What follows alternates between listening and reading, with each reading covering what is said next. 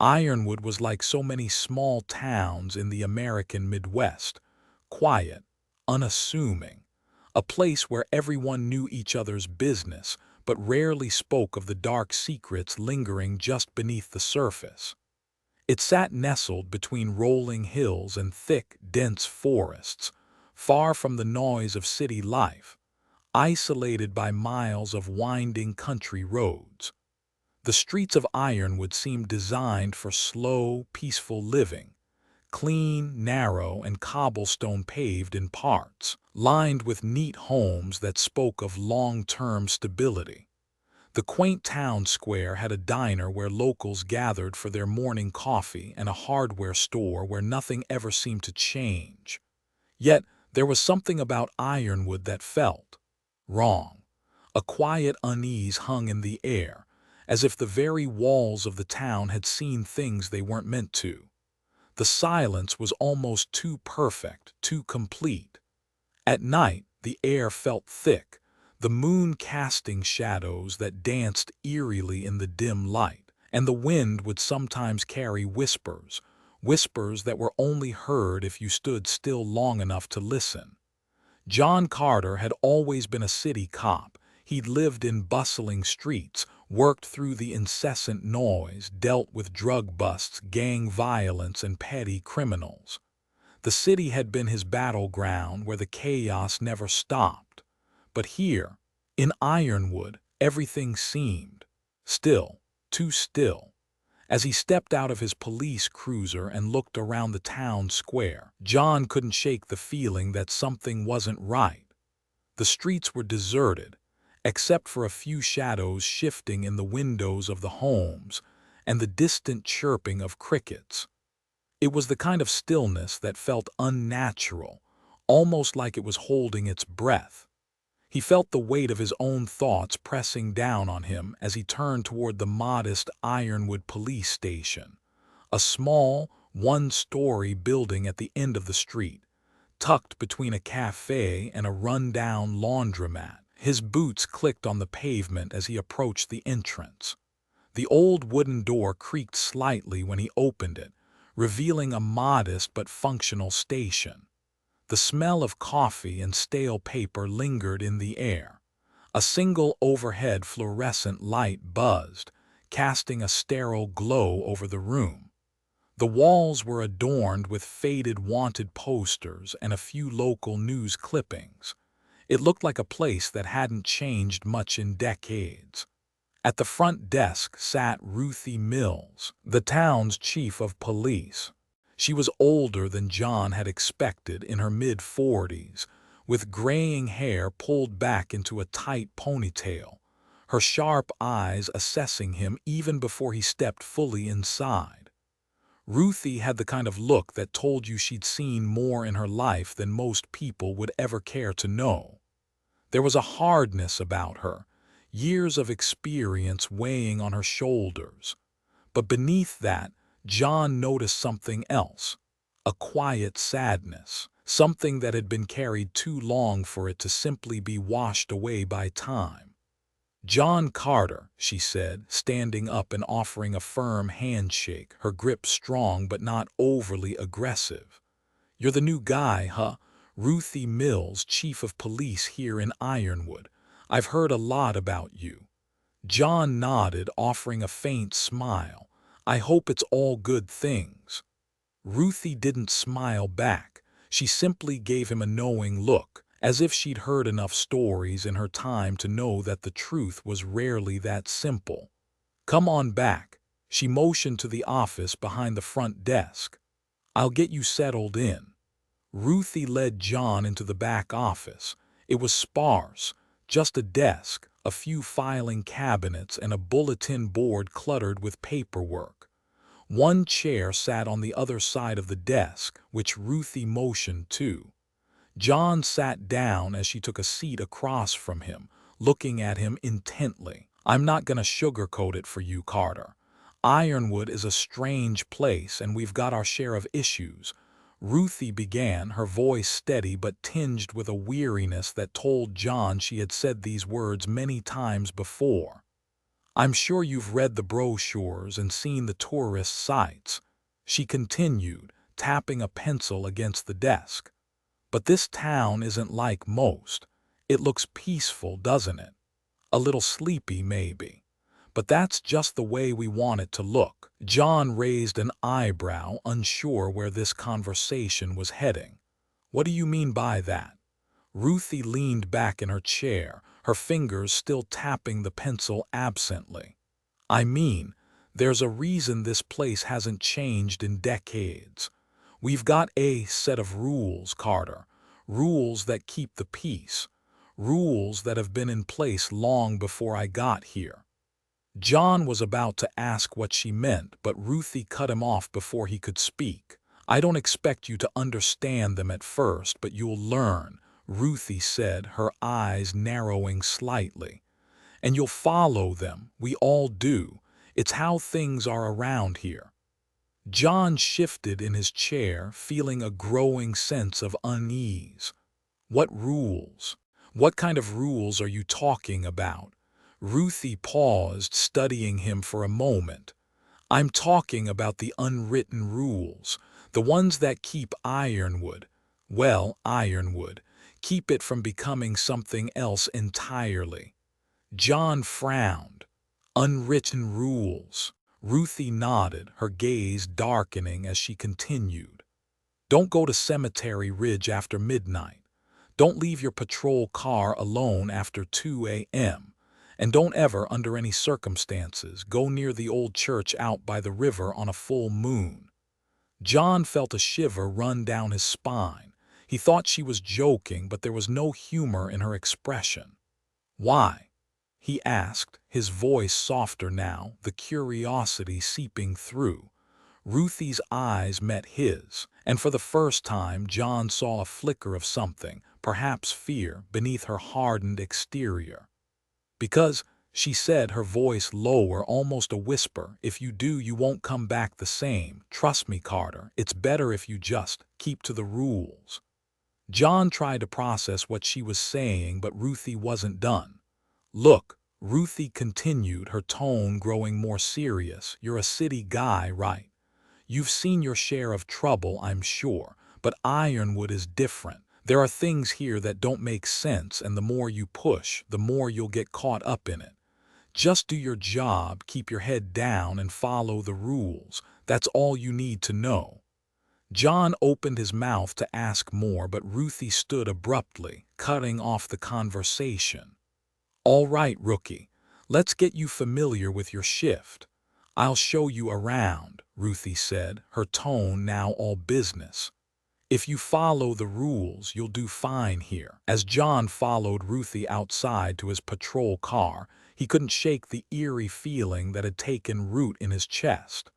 The silence around them seemed to deepen, and he caught the faintest rustle in the trees behind the station. It wasn't natural. It wasn't the sound of leaves shifting in the wind. It was something else. Ruthie, sensing his unease, turned to him with a knowing look. "You'll get used to it," she said flatly. "You'll see things, hear things, but as long as you follow the rules, it won't matter." The air felt heavy as they walked to the car. John's instincts told him that there was something hidden beneath the surface of this town, something that Ruthie wasn't telling him. But for now, he had no choice but to follow her lead, not yet realizing the true cost of breaking those unwritten rules. The interior of the police station was silent except for the faint hum of the fluorescent light above them. Ruthie sat behind her desk, her posture firm and her eyes sharp, watching John with a sense of quiet authority. John was still trying to shake the strange feeling he'd gotten earlier, the unsettling tension that seemed to hang in the air of Ironwood. The small town was too still, too perfect, and he couldn't quite put his finger on what bothered him most. He sat across from Ruthie, shifting uncomfortably in his chair. The question that had been gnawing at him since their conversation earlier pressed on his mind. Why these strange, almost paranoid rules? All right, Carter, Ruthie began, leaning forward slightly. We need to go over a few more things. These aren't your usual guidelines. These are the rules that keep people safe around here. And I mean really safe. John nodded, though his skepticism was clear. He had been a cop in the city for years, and rules in the big city were simple. They were made to be broken sometimes, and things could get messy. But the rules Ruthie had mentioned before about not leaving his car between 2 and 4 a.m., about not going near Cemetery Ridge after 3 a.m., were so far beyond the usual. They felt more like superstitions, things people whispered about in horror movies. Ruthie, I get it, John said, trying to stay calm. But these rules, they're just weird. I've been on patrol for years and I've never heard of anything like this. I've dealt with some pretty messed up stuff, but this feels like what? A joke? Ruthie interrupted, her voice tight but controlled. You think this is some kind of prank or some kind of old town folklore? Listen to me, Carter. This isn't a joke. This town's got a long history of strange occurrences, and the rules are here for a reason. You break them and you might not come back. Simple as that. Her gaze didn't waver as she spoke. The seriousness in her tone made John pause. He saw no signs of mockery, no hint of amusement. She was dead serious, and that made his unease grow. He had spent years navigating the criminal world where everything was chaotic and unpredictable, but Ironwood didn't fit in any logical frame he knew. Ruthie sighed heavily, sitting back in her chair. All right, let me walk you through it then. First rule: never, under any circumstances, leave your patrol car between 2 and 4 a.m. It doesn't matter if someone's screaming for help or if a crime's happening right in front of you. You stay in that car with the windows up and the doors locked. John blinked. Why?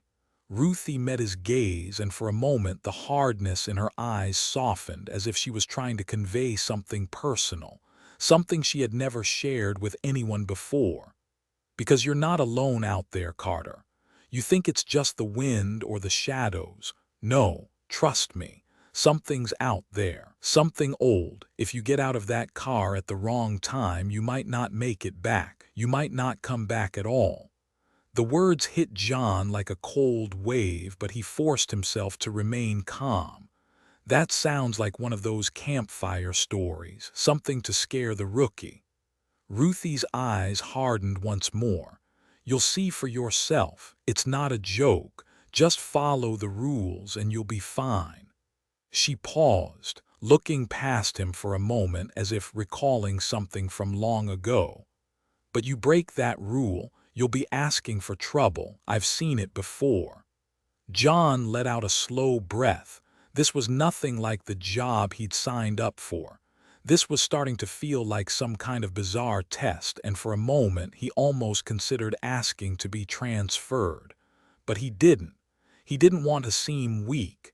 He had something to prove. The night was still young, and he was determined to make it through without questioning every strange rule that Ruthie laid out. All right, he muttered, trying to sound convincing.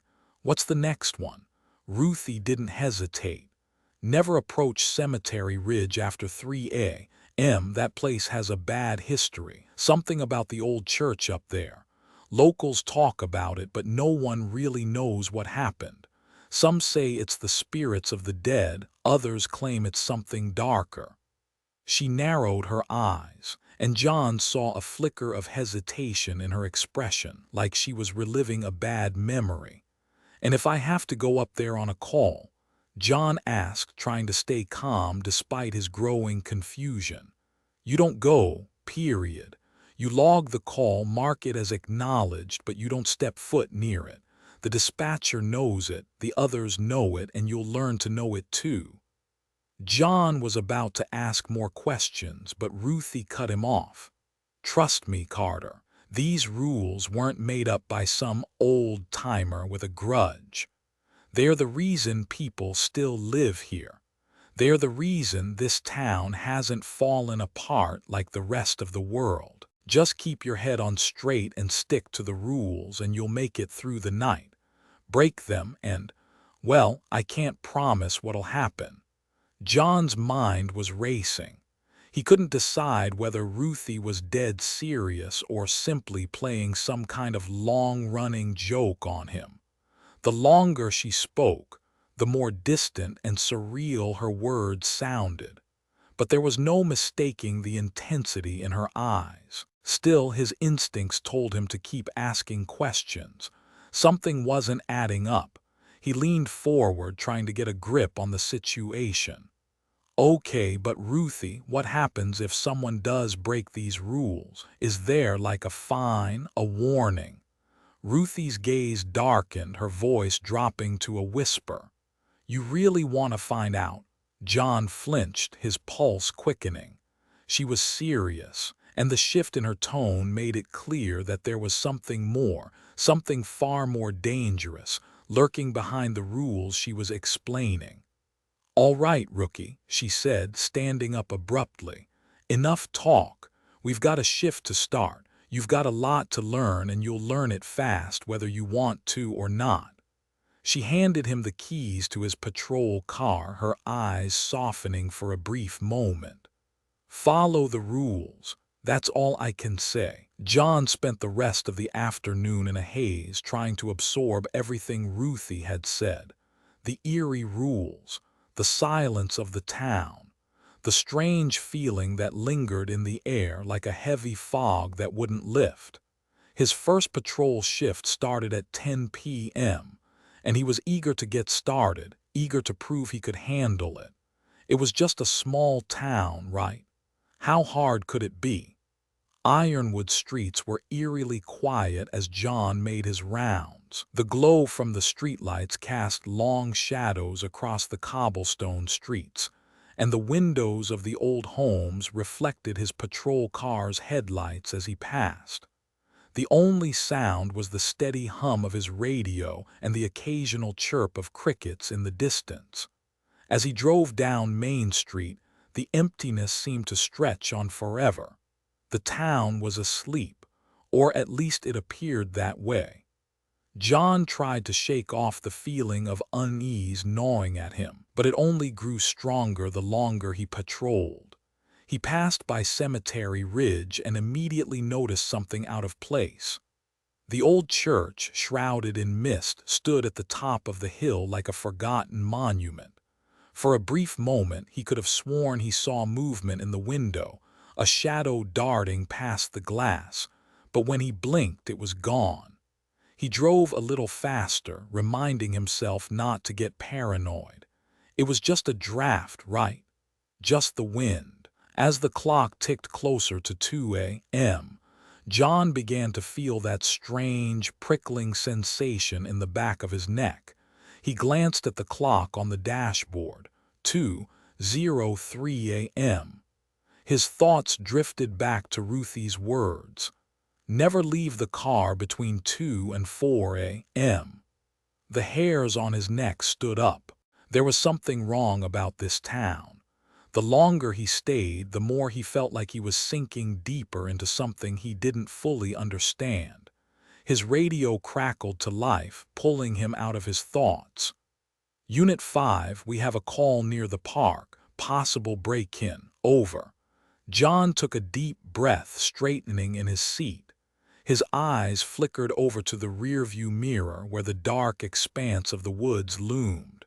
Just a break-in, he thought. You can handle this. He turned on the siren and drove toward the park, his mind still swirling with the rules. The unsettling rules that had already begun to make him feel trapped. The radio crackled as John drove through the empty streets of Ironwood, a quiet hum of static filling the cabin of his patrol car. The town was asleep, and for the first time he felt the weight of the silence pressing on him. It wasn't like the city, where noise was constant. Here, the absence of sound was deafening, a quiet that threatened to swallow him whole. John glanced at the dashboard clock. 2:15 a.m. The long stretch of his shift loomed ahead, and for the first time that night he felt a growing unease. It wasn't just the stillness, it was something else, something off about the town. The rules, the strange warnings, and Ruthie's cryptic advice had all planted seeds of doubt in his mind. What was he really dealing with here?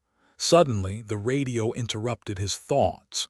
Unit 5, we have a possible car accident near Cemetery Ridge. Over. John's heart skipped a beat. Cemetery Ridge. It had only been a few hours since Ruthie had warned him to stay away from there after 3 a.m. But this was a call he couldn't ignore. He pushed aside the nagging feeling that had crept into his gut, telling himself this was just a routine incident. After all, he was a cop, a professional. His job was to handle things, not get caught up in superstitions. Unit 5 responding. John said into the radio, his voice steady as he clicked the mic off. He adjusted his grip on the steering wheel, exhaling slowly. He was just doing his job, nothing more, nothing less. The drive to Cemetery Ridge felt longer than it should have, despite the short distance. As John navigated the winding road leading out of town, the air seemed to grow thicker, colder, as if the temperature had dropped several degrees in the last few minutes. His headlights cast long shadows over the trees and the rugged terrain. There was a strange silence out here, even in the car. The only sound was the low rumble of his engine, the occasional pop from the radio, and the steady hum of the tires on the gravel. As he neared the turnoff for Cemetery Ridge, a small flicker of light appeared in the distance, just beyond the trees. It was faint, almost like the glow of a distant lantern, but John couldn't make out its source. He squinted through the windshield, wondering if he was seeing things. But no, it was there. The light flickered again, almost like it was signaling something. It didn't make sense. There weren't any houses out here, no street lights, nothing that should be causing any kind of glow. A chill crept up John's spine. He tried to shake it off. The rules, Ruthie's warnings, they were just stories, right? Just superstitions. Yet as the light flickered once more, an overwhelming sense of dread settled in his chest, gnawing at his nerves. He couldn't explain it, but something about that light felt wrong. It was unnatural. He slowed down, his eyes never leaving the glow in the distance. He tried to rationalize it. Maybe it was just someone's flashlight, someone lost or in trouble. But as he approached the bend in the road, the light disappeared entirely, leaving only darkness. The sudden lack of light made the world around him feel even more oppressive. The unease only grew stronger, and despite his better judgment, John pressed the accelerator, bringing the car to a stop at the edge of the darkened woods near Cemetery Ridge. John scanned the area. The road was empty, save for the occasional rustling of leaves in the wind. The dense woods bordered the cemetery, their branches twisting like skeletal hands reaching out toward the night sky. There were no other cars in sight, no signs of an accident. He grabbed the flashlight from the passenger seat and stepped out of the car. The gravel crunched beneath his boots as he walked cautiously toward the tree line, the beam of his flashlight cutting through the darkness. The wind had picked up, causing the trees to sway, and the only sound now was the soft rustling of leaves, which seemed louder than it should have been in the otherwise silent night. As he moved closer to the edge of the cemetery, his flashlight beam flickered across something strange, a tall figure standing just beyond the trees. It was tall, too tall, and it stood perfectly still, as though waiting. John froze, the beam of his flashlight shaking slightly in his hand as his heart began to race. The figure was too far away to make out any details, but it was humanoid, its outline blurred by the darkness. A chill ran down his spine. He wanted to call out, but his throat tightened. The figure didn't move. It simply watched, the faint light from his car's headlights reflecting off what looked like dark eyes. Or maybe it was just the lack of light playing tricks on him. John's mind raced. Is this the call I was supposed to investigate? The thought felt like an aftershock of fear, but something deeper in his gut told him it wasn't just an accident. There was something else at play here, something more unnatural. For a moment, he debated walking closer, trying to get a better look. But Ruthie's warning echoed in his mind. Never approach after 3 a.m. His instincts kicked in, and his training as a cop reminded him that he couldn't take risks out here, not when he wasn't sure of what he was dealing with. John's breath caught in his throat, and without thinking he backed away, his feet stumbling slightly on the uneven ground. He turned quickly, almost running back to his car, heart pounding in his chest. His eyes flicked back toward the figure once more, and he swore he saw it move. Just a slight shift, a tilt of the head, as if it was aware of his presence. The dread that had been building in his chest exploded. He got in the car, slamming the door behind him, his hands gripping the steering wheel as he quickly reversed and sped off, not daring to look back. The shadows in his rearview mirror seemed to stretch far too long. John drove in silence, his pulse still racing from the encounter at Cemetery Ridge. His mind whirled with conflicting thoughts. Was that just a person standing out there? Was it some kind of prank, a person lost in the woods at this time of night?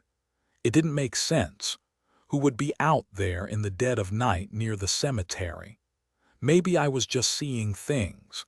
John tried to convince himself, but the feeling of something wrong remained deep in his bones. The glow from the light, the figure standing in the trees, the unease that had settled in his gut ever since Ruthie's warnings about Ironwood's strange rules. It was all starting to add up in a way that didn't sit right with him. Could it be true? He glanced at the clock on his dashboard, 2:45 a.m. He was still on patrol, and he couldn't just go back to the station and chalk this up to paranoia. He had to see it through. But his doubt gnawed at him. He knew Ruthie had a history in this town. She'd been here long enough to have seen things he couldn't even begin to comprehend. But John was from the city. He had seen his share of the unusual, and this felt different. Ironwood felt different. Was it superstition, or was it something worse? John clicked the mic on his dashboard and spoke into it, his voice strained.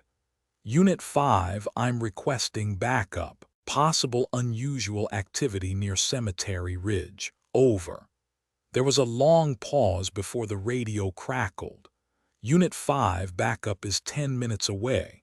Continue your patrol and maintain caution. Over. 10 minutes. John's heart sank.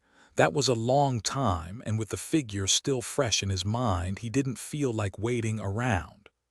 Roger that, John said, the words coming out tighter than he intended. He clicked the mic off and looked into the rearview mirror. The dark road stretched endlessly behind him, but all he could see in the reflection was his own face, pale, tense, and unsure. The quiet unease that had been gnawing at John since his first night in Ironwood started to deepen as the days passed. He tried to convince himself that the rules Ruthie had mentioned were just the superstitions of a small town, eccentricities that were tied to local folklore, nothing more. But the longer he stayed in the town, the more he encountered things he couldn't explain, things that seemed to push the boundary between the real and the supernatural. The tapping on his patrol car windows started shortly after his first call to Cemetery Ridge. At first, it was faint, just a few light taps that he brushed off as the wind or perhaps a branch brushing against the car. But over the next few nights, it became more frequent, louder, and harder to ignore. John would be driving through the empty streets of Ironwood, alone, with the hum of his engine and the static of his radio filling the car. And then, out of nowhere, the tapping would begin. It started softly, almost like a polite knock at the window, but within seconds it grew louder, sharp, deliberate, a constant rhythm that never seemed to stop. The first few times, John would glance over to see nothing but the empty, dark night. His rational mind told him it was just a trick of the wind or his own imagination, but as the tapping persisted, a creeping sense of dread began to settle in his chest. One night, the tapping became unbearable. As John was driving through an isolated stretch of road near the outskirts of town, the taps were louder than ever, echoing around him as if the sound was coming from all directions. The hairs on the back of his neck stood on end, and his fingers tightened on the steering wheel. He checked his rearview mirror, but the road was empty, nothing but darkness behind him. He turned to his side window, heart racing, but saw only his reflection staring back. The tapping continued. This time it was coming from the rear window. Impossible, John thought. He quickly looked in the mirror again. There, standing just outside the edge of the light from his car's headlights, was a shadow, a figure. His breath caught in his throat. The figure was tall, unnaturally tall, and standing completely still as if waiting. It had no distinct features, just a vague humanoid shape cloaked in darkness. John's heart pounded as the figure remained motionless, its dark form blending with the shadows of the surrounding woods. His pulse quickened, and for the first time since he'd arrived in Ironwood, he felt a deep, visceral fear gnawing at him. He glanced away for a split second, and when he looked back, nothing. The figure was gone, but the tapping had stopped. John shook his head, forcing himself to focus. "I'm losing it, it's just the stress." But as he continued his patrol, the unsettled feeling lingered, creeping over him like a shadow he couldn't outrun. Over the next few nights, John found himself growing more and more attuned to the strange occurrences. He heard whispers at the edge of his hearing when no one was around. He'd catch glimpses of figures standing just beyond his headlights, only to turn away and find nothing when he looked back. He'd hear rustling in the trees as if something or someone was following him. The noises were soft at first, almost imperceptible, but over time they became harder to ignore. The further John went into Ironwood's outskirts, the more intense the sensations became. He'd start seeing movement in the distance, flickers of something just outside his line of sight, a shadow darting between trees, a flash of something tall and humanoid standing far off in the woods, never in clear view, always lingering just beyond reach. John felt as though he was being watched, and no matter how many times he scanned the darkness, he couldn't find the source of these strange phenomena. It wasn't until John found himself driving through the town's old cemetery one evening that the reality of what was happening truly sank in. It was just past 3 a.m., and John had been patrolling for hours. He had the same nagging feeling as though something wasn't right. He passed the cemetery again, the place where Ruthie had told him to stay away from after dark, but this time he couldn't help himself. He had to know what was causing the strange events he'd been witnessing. He parked just outside the gates and grabbed his flashlight. The cemetery was quiet. the gravestones looming over him like silent sentinels. He walked toward the old church, its weathered stone walls barely visible in the dim light. And then, as he walked deeper into the cemetery, the cold night air suddenly grew even colder. John turned back, his breath catching in his throat as he felt an unmistakable presence behind him. He swung around, but the figure he thought he saw, a tall, thin shadow, was gone. Just like that, it had disappeared. His flashlight beam trembled in his hands, and a cold shiver ran down his spine. Something was wrong. He wasn't sure what was happening, but he knew something was out there. Something was watching him. Just then, his radio crackled to life. "Unit 5, are you in the cemetery? Over." It was Ruthie's voice. Yeah, Ruthie," John replied, still trying to steady his breathing. "I'm just checking something out." "Get back to your car now," Ruthie said, her voice sharp. "You're breaking the rules, Carter. Don't make the same mistake I did when I was your age. You have to listen to me. This town is not what it seems. Those things you're seeing, the figures, the tapping, they are watchers. Ancient beings that have been here for longer than anyone can remember. They made a deal with Ironwood's founders to keep the town safe, but only if the rules are followed." John's heart raced. He hadn't expected Ruthie to explain things this way. She sounded scared. "Watchers? What the hell does that mean?"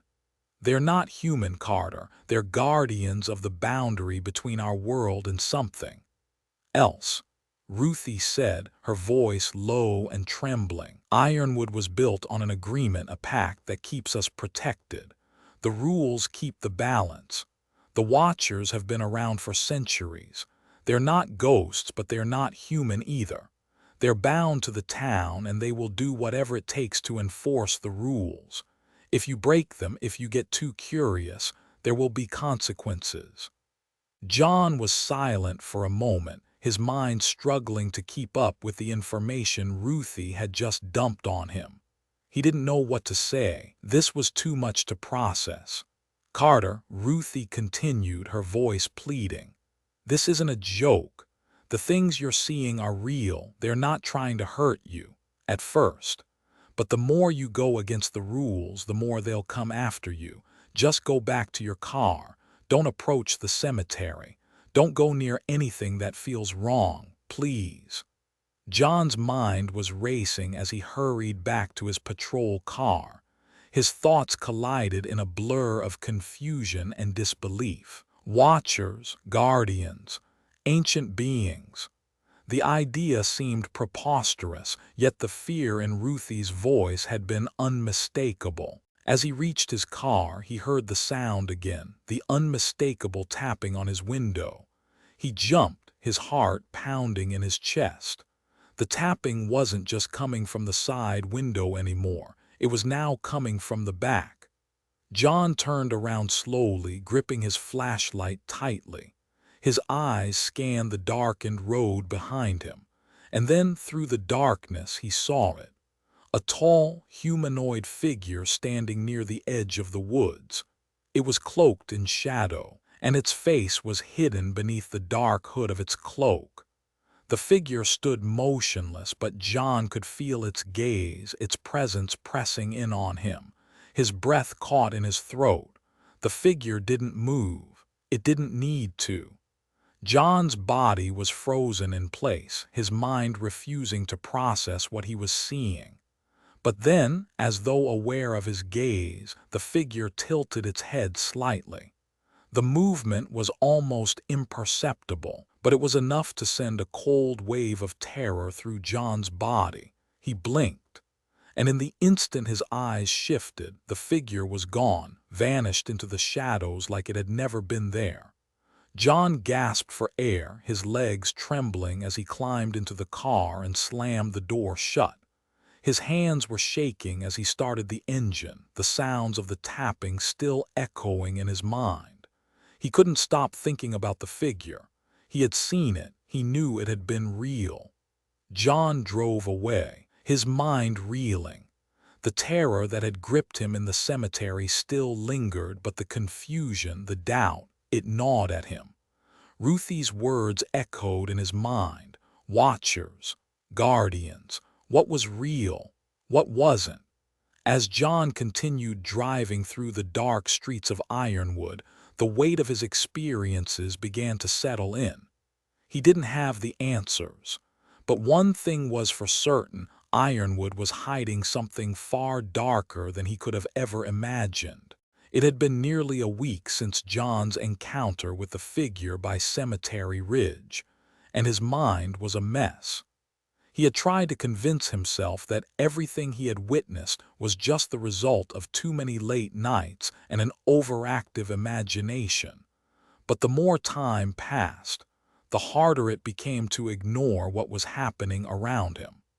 The unsettling tapping on his patrol car windows, the fleeting glimpses of shadowy figures lurking at the edge of the woods. Ruthie's warnings echoed in his mind, each word heavier than the last. And yet the thing that haunted him most was the figure, the watcher he had seen on his second night on patrol. Its tall, indistinct form seemed to be a part of the very darkness itself, and the way it vanished when he looked away made his skin crawl. It wasn't just a ghost. It was something far older, something tied to Ironwood in ways John couldn't yet understand.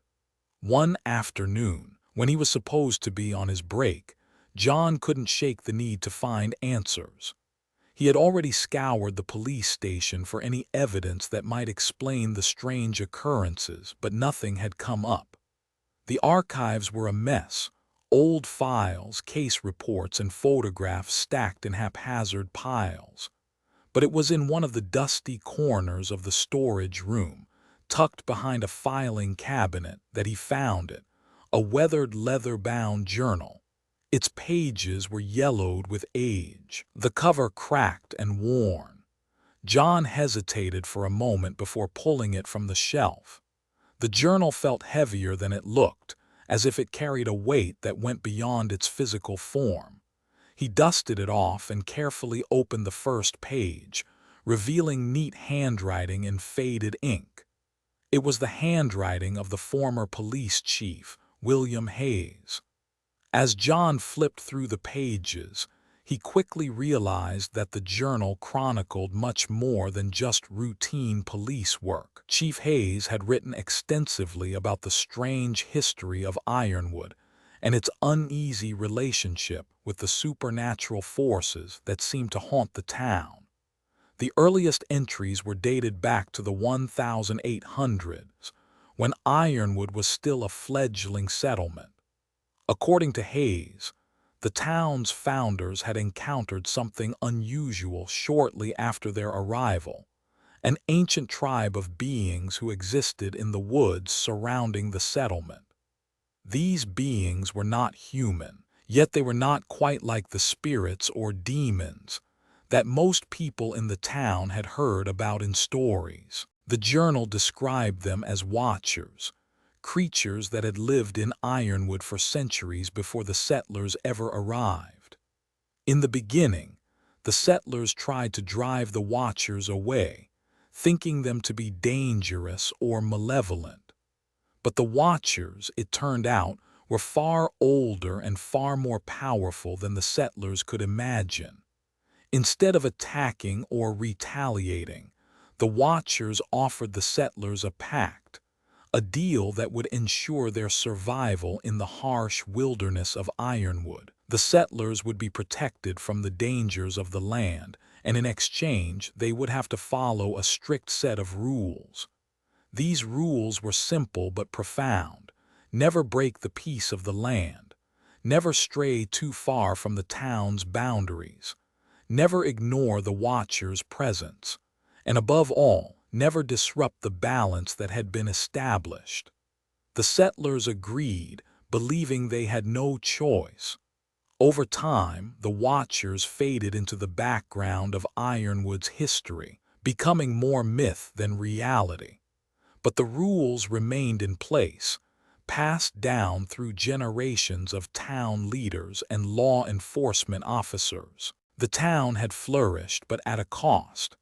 The Watchers were always watching, waiting for someone to break the rules, to disturb the balance. Hayes' journal detailed several incidents of strange occurrences that had happened throughout Ironwood's history. One entry described a disappearance from the early 1900s. A young woman had wandered too far into the woods, disregarding the rules. Her body was never found, but those who searched for her reported seeing strange figures standing at the edges of the trees, watching them with glowing eyes.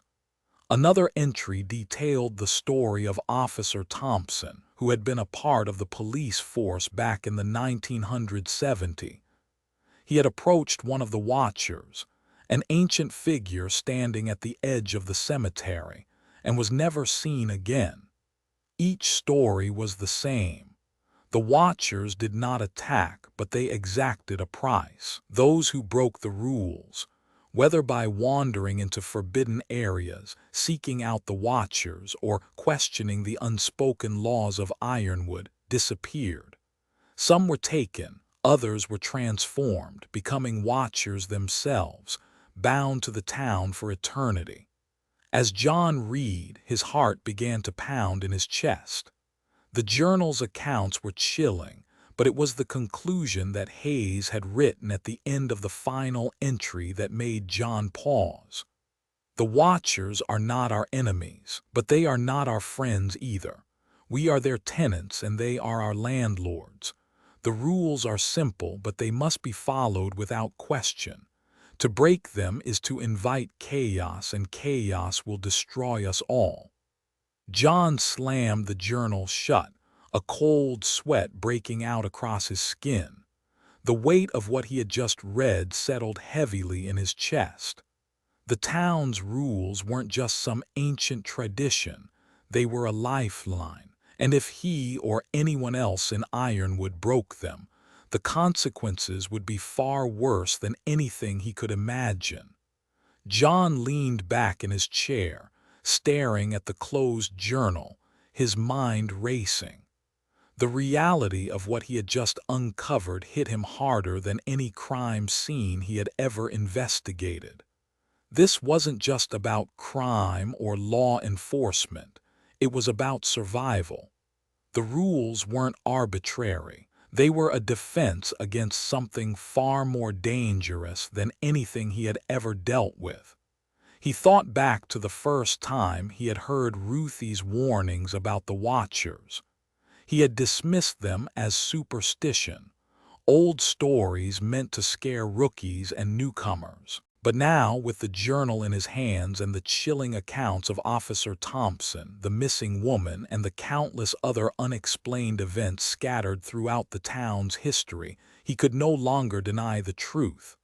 The Watchers weren't just a myth, they were real, and their influence stretched back centuries. John's mind kept returning to one thing: the consequences of breaking the rules. People didn't just get arrested or punished. They disappeared. They were taken by the Watchers, or worse, they were transformed, bound to serve as their silent guardians for all eternity. The more John read, the more he realized that Ironwood wasn't just a town. It was a prison, locked in place by ancient laws that no one dared break. But even worse than that, the rules weren't about keeping people safe. They were about keeping the Watchers at bay. The Watchers were not malevolent, but they were unpredictable, and breaking the pact would expose Ironwood to their wrath. John's hand shook as he opened the journal again, his eyes scanning the text. There were more stories in there, more warnings, more instructions. But one thing stuck out. Every single person who had broken the rules had either disappeared or had been turned into a Watcher. They had become part of the land, trapped. "Damn it," John muttered, his mind struggling to process the weight of the journal's revelations. "What the hell am I supposed to do with this?" He felt as though the walls of the station were closing in on him. The town, the rules, the watchers, they were all tied together in a way that he had never anticipated. And now that he knew the truth, he was more terrified than ever. What was he supposed to do with this knowledge? How could he protect the town if the rules themselves were the only thing keeping them safe? John placed the journal down, his mind reeling. One thing was certain: he had to talk to Ruthie. He had to understand more about the Watchers, about the history of the pact, and what happened when the rules were broken. But more than that, he needed to understand what he was supposed to do. He couldn't let Ironwood fall. He wouldn't. It was one of those nights when the air seemed heavier than usual, thick with an oppressive silence that hung over the town like a blanket. The clock on the dashboard read 2:45 a.m. as John drove through the winding roads of Ironwood. The mist from the nearby woods had rolled in, curling up around the trees, making the town feel as though it was slowly sinking into the earth. His headlights cast long shadows that danced like silent specters across the road, and John couldn't shake the feeling that he was being watched. The tapping on his patrol car windows had become a nightly ritual, as familiar as the hum of the engine or the crackling of his radio. It had started as something soft and almost imperceptible, like the wind or a stray branch, but now it was constant. The tapping had become louder, almost urgent, each knock echoing in the dead silence of the night. At first, he'd tried to dismiss it. He told himself it was just his mind playing tricks, just the creeping stress of being in Ironwood. But the unease gnawed at him. Ruthie's warnings about the rules, the Watchers, and the consequences for breaking them echoed in his mind like a constant refrain. And yet, despite everything, he couldn't shake the curiosity that had taken root deep within him. What was really out there? What were the Watchers? What was the true price of violating the rules? John had been trying to rationalize it, telling himself that he was just a cop doing his job, following his instincts. But every night the town felt more and more like a cage, and he couldn't help but wonder what lay beyond the boundaries set by the town's strange rules. What would happen if I just took a step outside, he thought. What's the worst that could happen? That night, the decision was made for him. The radio crackled with static, pulling John from his thoughts. Unit 5, we have a possible disturbance near Cemetery Ridge. Over. John's heart skipped a beat. Cemetery Ridge. Ruthie had warned him countless times about that place, especially after 3 a.m., but here it was, a call directly in that area. The urgency in the dispatcher's voice sent a rush of adrenaline through his veins. The drive was short, just a few miles out of town. I'll just check it out, he thought. No harm in it.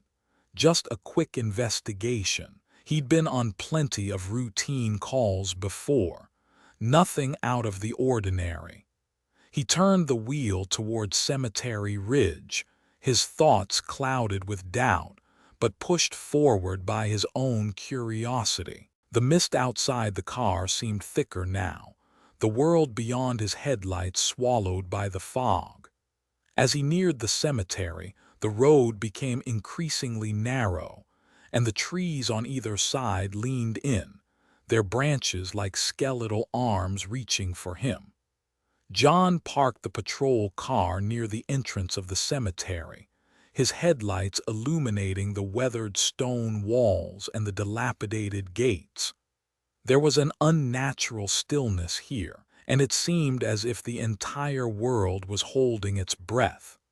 The hum of the engine died as John switched off the car, and for the briefest moment, all he could hear was the distant rustling of leaves in the wind.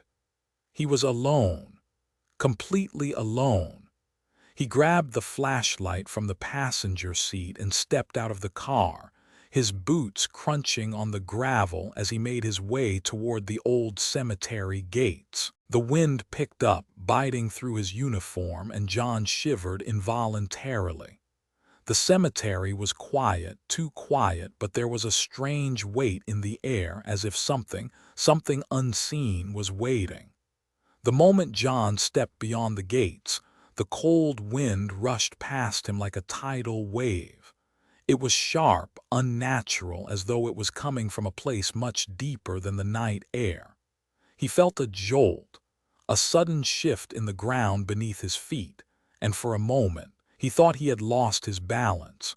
But no, he steadied himself, looking down at the cracked pavement underfoot, feeling like the earth had just shifted slightly, just enough to make him feel off balance. He straightened up, taking in his surroundings. The faint light from his flashlight cut through the dense fog, illuminating the gravestones, the weathered statues of angels, and the abandoned church that loomed at the far end of the cemetery. He walked deeper into the grounds, each step heavier than the last, as though the cemetery itself was pulling him in. Then he heard it, a voice, soft, faint, but unmistakable. It whispered his name, John. John's heart lurched in his chest, his breath hitched, and he froze, the flashlight trembling in his grip. He swung around, trying to pinpoint the source of the voice. The cemetery was empty. There was no one there. Yet the voice had been clear. It had come from somewhere just outside the beam of his flashlight, from the shadows that seemed to deepen as he stared into them. His first instinct was to call out, to demand answers, but the words caught in his throat. He felt an overwhelming sense of dread wash over him. It was as if something or someone was waiting for him to act. Slowly, he turned toward the sound, walking cautiously in the direction of the voice. His flashlight swung wildly in his hand, illuminating nothing but the gravestones and trees. But then, there, at the edge of the light, a figure appeared. It was standing in the distance, just beyond the reach of his flashlight's beam. The figure was tall, too tall even for a human, and it was cloaked in darkness. John's pulse quickened and his stomach churned. He knew this feeling, this cold dread that wrapped around his heart and squeezed. The figure didn't move, it just stood there, staring at him. It felt wrong, as though the very air around it was alive with a strange energy. John, the voice called again, clearer this time. And that's when John saw it, the face that he had seen only in his memories, the face of someone he thought he had lost forever. His heart skipped a beat, and for a moment he couldn't breathe. The figure standing before him was dressed in a tattered coat, their hair long and wild, their face shadowed by the night. But even in the dim light, John could recognize the face. It was his sister, Emma. He froze. A lump formed in his throat. Emma, but she's gone. The figure's lips curled into a smile that didn't belong. It was too wide, too unnatural. John took a hesitant step forward, his mind screaming at him to run, to turn back and never look at the figure again. But something in him, a desperate need for closure, for answers, kept him rooted to the spot. "Emma," he called, his voice trembling. "Is it really you?" The figure tilted its head, its eyes glinting in the pale light. "I'm sorry, John," the voice replied, but it wasn't Emma's voice anymore. It was cold, hollow, echoing with something that wasn't human. "You shouldn't have come." In that moment, everything seemed to collapse inward. The air around him grew colder, and the ground beneath his feet seemed to ripple, as if reality itself was beginning to unravel. John's breath caught in his throat, and his hands shook violently. He couldn't believe what he was seeing. This wasn't his sister. This wasn't Emma. It couldn't be. It was something else, something wrong. Before he could react, the figure took a step toward him, and the ground beneath John's feet seemed to shift again, this time with greater force. He stumbled backward, tripping over a gravestone, and fell hard onto the ground. He looked up, and the figure was gone, vanished, as if it had never been there. John gasped for breath, his body trembling from the intensity of what had just happened. He scrambled to his feet, his heart hammering in his chest. No, no, no, this can't be real. But the terror that gripped him was undeniable. The Watchers had been testing him. As John stumbled back to his patrol car, his mind raced, trying to make sense of the encounter. His sister, Emma, standing in front of him, but not really her. The Watchers had played on his emotions, using his grief against him. They had tempted him, manipulated him, and now he was marked. He could feel it, the change, the weight of the violation settling over him. The rules had been clear. Never leave your car after 3 a.m. He had broken that rule, and for what? To chase a ghost, to answer a voice from the past that had never truly been there. John reached the patrol car, his hands trembling as he fumbled for the keys. The sound of tapping on the window echoed in his mind, and for a moment he feared that the Watchers were already closing in on him. He started the engine, his hands shaking so violently that he nearly dropped the keys. His mind was a whirlwind of confusion and terror, but there was one thing he knew for certain. He had crossed a line. The Watchers had been testing him, and now, like those before him, he was part of the pact, marked for consequences. He grabbed the flashlight from the passenger seat and stepped out of the car, his boots crunching on the gravel as he made his way toward the old cemetery gates. It had been 2 weeks since John had violated the first of Ironwood's sacred rules. 2 weeks since he had stepped outside his patrol car near Cemetery Ridge, confronted by the figure that had once been his sister, Emma. The haunting events from that night were still fresh in his mind, as if the air in Ironwood had thickened with something malevolent, something ancient. The tapping on his patrol car windows had continued each night, louder and more persistent. The figures, those dark shadows that seemed to flicker just beyond the edge of his vision, had only become more frequent. John had told himself that he was imagining things, that he was simply adjusting to the strange rhythms of life in Ironwood. But deep down he knew the truth. Something was happening, something terrible, and he was becoming a part of it. The town had already been a place steeped in strange occurrences, but now disappearances were starting to mount. The first case was subtle. Maggie Green, a young woman in her 20s, had gone missing one evening after going for a walk near the old railway tracks. No one had seen or heard anything unusual, but the next morning she was gone. Her parents filed a missing persons report, and a search was conducted, but there were no signs of a struggle, no footprints leading away from the tracks. Maggie had simply vanished into thin air. At first, John chalked it up to an isolated incident, but as days passed, more people started to disappear. Old man Corbin, who had lived in the town his entire life, had gone out one evening to check on his sheep and never returned. His neighbors heard strange noises coming from the woods but couldn't explain it. The sheriff's office had launched another search, but once again there were no signs of any sort of struggle, no clues as to what had happened. And then there was Officer Williams, one of John's colleagues. Williams was a tough, experienced cop, someone who had been with the department longer than John had. Ruthie had always spoken highly of him, calm under pressure, methodical, reliable. But when he'd gone missing after investigating a call near the woods, something felt wrong in a way that it hadn't before. The case seemed straightforward at first. Williams had been investigating a report of suspicious activity near the far edge of the woods. He had been sent alone, the report coming in too late for backup, The last communication from him was a simple radio check, and then silence.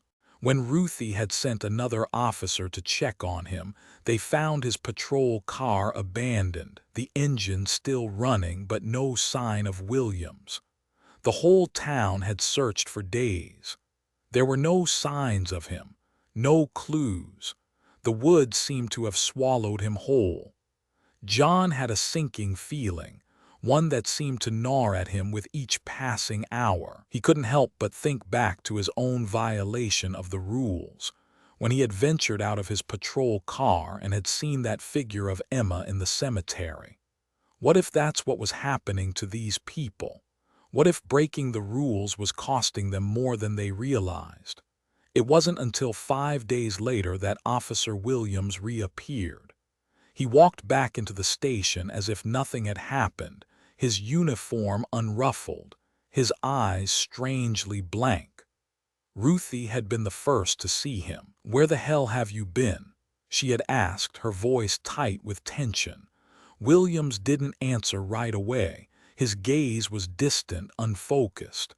When he spoke, his voice sounded flat, almost mechanical.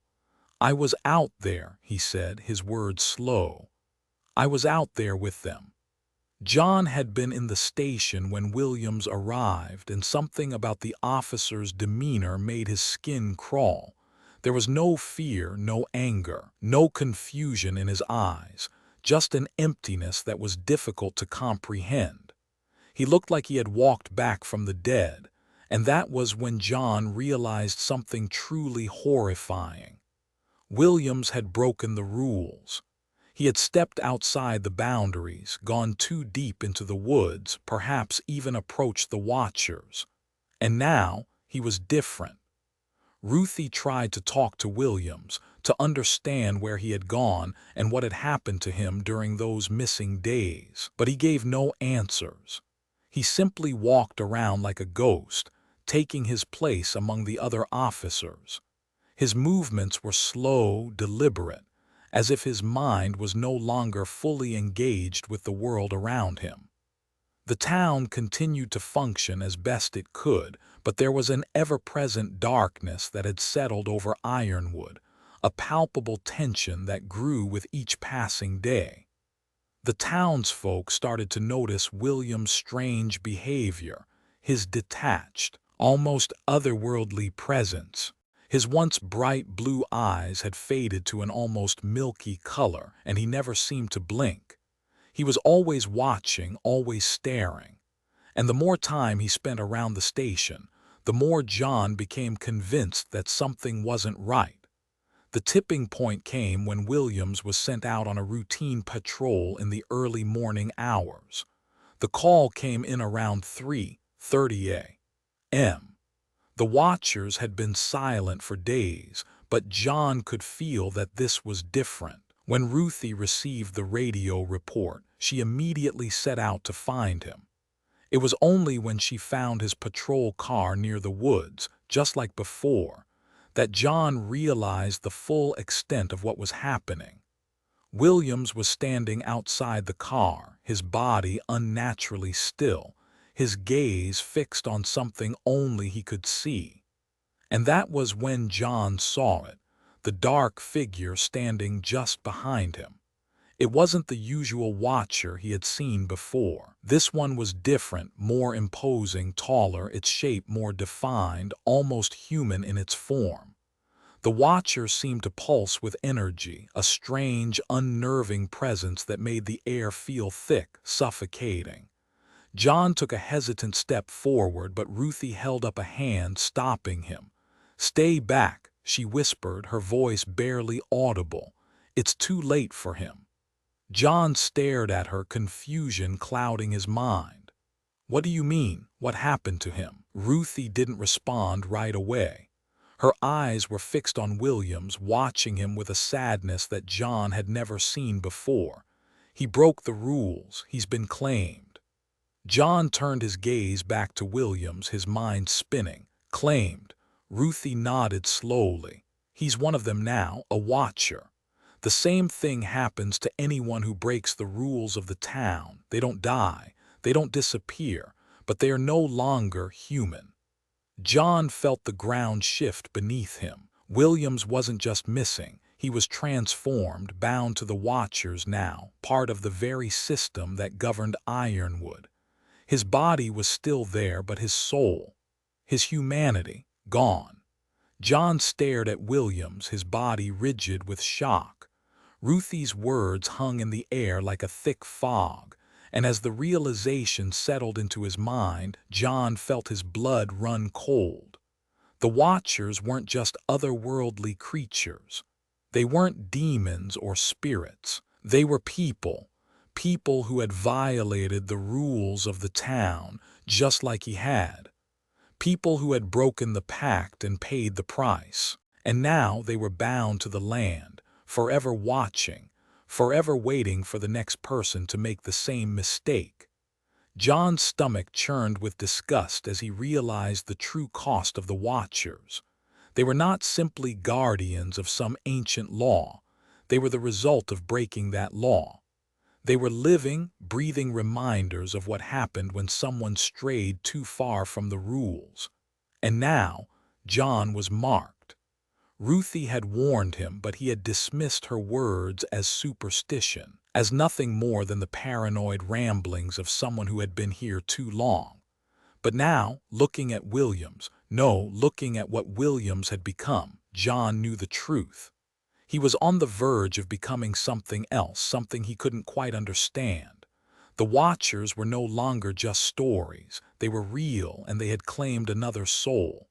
His curiosity had led him to this point, and now there was no turning back. The weight of his mistake settled over him like a crushing burden. He had crossed a line that he couldn't uncross. He had learned the truth about the Watchers, but what had he gained? Nothing, but the knowledge that he was now a part of this cursed system. John had always been a man of logic, a person who believed in the tangible and the explainable. But as he sat across from Ruthie, his mind was reeling with the weight of everything that had happened in the last few weeks. The disappearances, the strange figures, the tapping on his windows, and the transformation of Officer Williams. It was all beginning to make a twisted kind of sense. The town was bound to a pact, a deal made centuries ago, and those who violated the rules faced consequences that were far beyond anything he could have imagined. The truth was worse than any superstition. Ironwood's history was not just a series of accidents or folklore. It was a carefully constructed agreement between the town's founders and the Watchers, ancient beings that had been in the woods long before the first settlers ever arrived. John had suspected that Ruthie knew more than she let on, and now, sitting in the dim light of the station, he was about to hear the full story. Ruthie had always been cryptic with her warnings, but tonight she was ready to explain. She had seen too much, and she understood that John was no longer a mere observer. He was part of the story now. She took a long breath, exhaling slowly before speaking. "Carter, you've been asking the wrong questions." She looked at him, her face serious, her gaze steady. "You want to know why Ironwood is the way it is, why we have these strange rules. You want to know why it's so important to follow them. It's not about superstition. It's not about keeping the town peaceful. It's about survival." John leaned forward, his pulse quickening. He had been expecting this conversation, but hearing Ruthie's words made the gravity of the situation even clearer. "Let me tell you how this all started," Ruthie continued. "When the settlers first came here, this land was wild. The woods were thick, the rivers unpredictable, and the land was hostile. They came looking for a place to settle, and they found it in the shadow of the Watchers. These beings, these creatures, were here long before any of us arrived, and they made a deal with the settlers, an agreement that would protect them from the dangers of the land in exchange for certain sacrifices." John's brow furrowed. Sacrifices. Ruthie nodded, her face hardening. The Watchers aren't just spirits or ghosts. They're older than that. They were here long before the first human beings ever stepped foot in this town. They're not malevolent, but they are not benevolent either. They are the guardians of this place, and they made a pact with the settlers to ensure their survival. But there was a price. The settlers had to uphold certain rules, certain boundaries. They couldn't break them or the balance would be disturbed. And if anyone violated those rules, there would be consequences.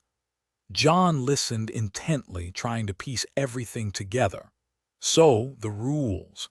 They're to keep us safe, to keep the Watchers from turning on us. Ruthie's eyes flickered with sadness. Yes, but it's more than that. The Watchers are not just here to protect us from the wilderness. They are here to protect us from something worse. The Watchers are the ones who keep the boundaries between our world and something else. And if we break the rules, we cross those boundaries. And that's when the real danger comes. John swallowed, the weight of Ruthie's words settling on him. But what happens if someone breaks the rules, if they go too far? Ruthie hesitated, then answered in a voice that was barely above a whisper, as if the truth itself was too heavy to bear. If someone breaks the rules, there are two possible outcomes. They either become a Watcher themselves, a guardian bound to the land, trapped in this cycle for all eternity, or they vanish completely. They're taken. John's eyes widened in horror. Taken. Taken by the Watchers, Ruthie confirmed, her voice quiet but resolute. Disappeared, lost to time, erased from existence. It's not a punishment, it's the result of violating the agreement. The Watchers don't want to destroy us, but they will remove anyone who threatens the balance. John's mind spun. He had already experienced the strange phenomenon of the Watchers, but now, hearing Ruthie's explanation, he understood that Ironwood wasn't just a town. It was a place of power, governed by ancient rules and forces beyond anything he had ever encountered. The Watchers weren't simply keeping the town safe. They were ensuring the survival of everyone in it by maintaining the delicate balance between worlds. John leaned back in his chair, his mind racing. But if the Watchers are just guardians, protecting the town, why do they need the rules? Why not just leave people alone? Ruthie's expression hardened again, as if she had heard this question before. It's about control, Carter. It's about ensuring the balance between our world and the one beyond. The Watchers are not just passive protectors, they are enforcers. They're not like the stories you've heard about ghosts or spirits. They are physical, tangible beings, but their power comes from the pact they made. The rules they enforce are the boundaries of that pact.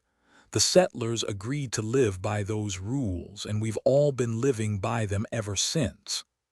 John's eyes narrowed. So, they're not just waiting for us to break the rules.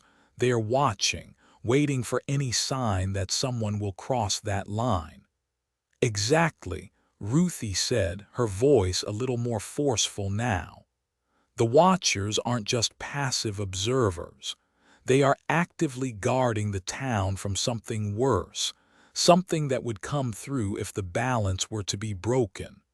The boundaries they maintain aren't just physical, they are metaphysical, keeping us safe from things that have been lurking in the dark for far longer than anyone in this town can remember. John's mind raced, and if the balance is broken, if someone does cross that line, the Watchers can't just destroy us. No, Ruthie said, her voice grim. They don't destroy, but they take. And that's what you're seeing when people vanish.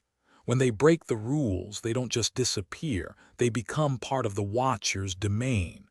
They are turned into Watchers themselves. They are forced to become guardians of the land, trapped in an endless cycle of vigilance, unable to leave. John shuddered. "So they are not dead?" "No, not dead," Ruthie confirmed. "But they are no longer fully human either. They become something else, something caught between life and death." John sat in silence for a long moment, absorbing the full weight of what Ruthie had just revealed. The Watchers, the rules, the pact. It was all too much to process, but one thing was clear now. He was inextricably tied to this place, to its rules, and to its legacy. John knew that Ruthie had been right about one thing. Ironwood wasn't just any town. It was a place where the boundary between worlds was thin, and the cost of violating that boundary was steep. The Watchers weren't evil, they were necessary. But now John was facing a choice that had never felt more real, more consequential. The weight of the rules, the pact, and the Watchers was bearing down on him. John leaned forward, his voice low. "So, what happens now? Do I just keep following the rules? Do I stay in this town and become another part of the system, a part of the Watchers' agreement?" Ruthie didn't answer right away. She looked at him with a mix of empathy and sorrow. "It's not that simple, Carter. The rules are there for a reason. They keep the town safe. They keep everyone safe. But there are those who would try to break them. They believe they can destroy the Watchers, challenge the agreement, tear down the balance. And if you try to do that, if you try to break the pact and destroy the Watchers, you risk everything.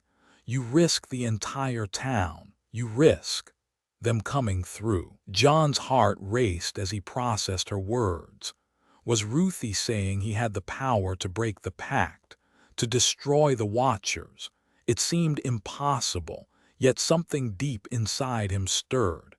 The temptation to defy the rules, to destroy what had been set in place for centuries, was almost overwhelming. But as he looked into Ruthie's eyes, he knew that breaking the pact would have consequences beyond anything he could fathom. What was he willing to risk? Ruthie placed a hand on his shoulder, her voice softer now. "The Watchers are not your enemy, Carter. They're part of the balance that keeps us all safe.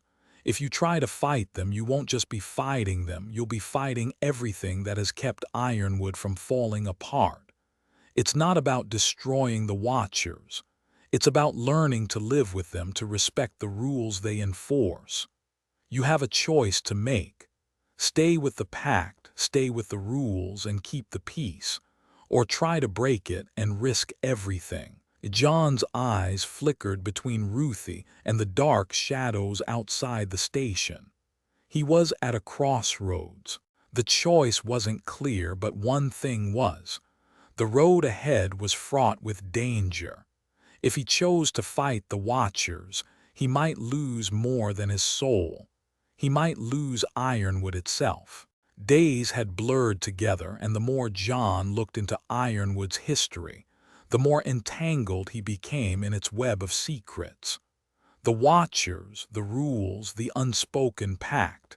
It was all starting to make sense in the most unsettling way possible.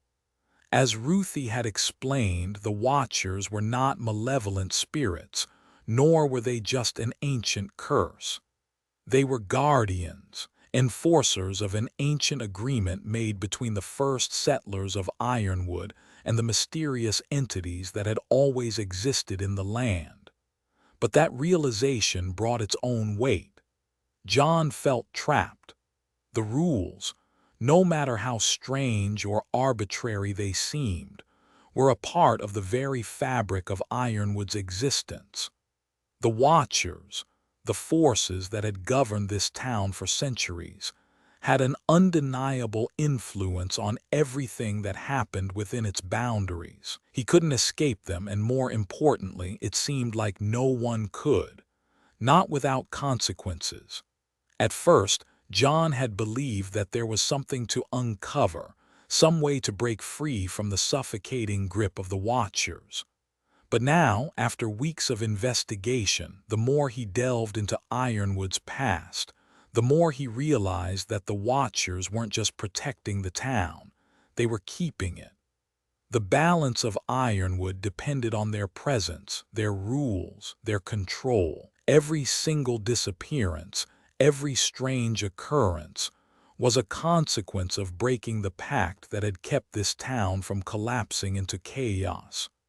The question gnawed at John with increasing desperation. Can Ironwood ever truly be free from the Watchers? Could they ever escape the weight of the pact? John had learned that the town was bound by the Watchers' rules, not just because they were guardians, but because they were the final line of defense between the world of the living and something far worse, something that had been lurking in the shadows for centuries, waiting for the moment when the rules were broken. He had felt it in the eerie silence that surrounded the town at night, in the shifting presence of the Watchers just beyond his sight. And yet, despite everything he had learned, he still couldn't shake the feeling that breaking the pact might be the only way to free Ironwood from its supernatural chains. But that idea was increasingly dangerous. The more he thought about it, the more John realized that there was no clear answer. Breaking the pact could destroy the Watchers, but it might also destabilize the entire balance that kept Ironwood safe from whatever lurked beyond the Watchers' domain. The weight of that decision sat heavy on his shoulders. The stakes had never felt higher. It was late one evening when John finally reached out to Ruthie, hoping to make sense of everything he had uncovered. He had heard whispers from some of the older officers in the department about a lost officer, a man who had tried to challenge the pact long before John had ever come to Ironwood. Ruthie had been in the force long enough to know all the town's dirty secrets, and John had a sinking feeling that this officer's disappearance was tied to his own growing conflict.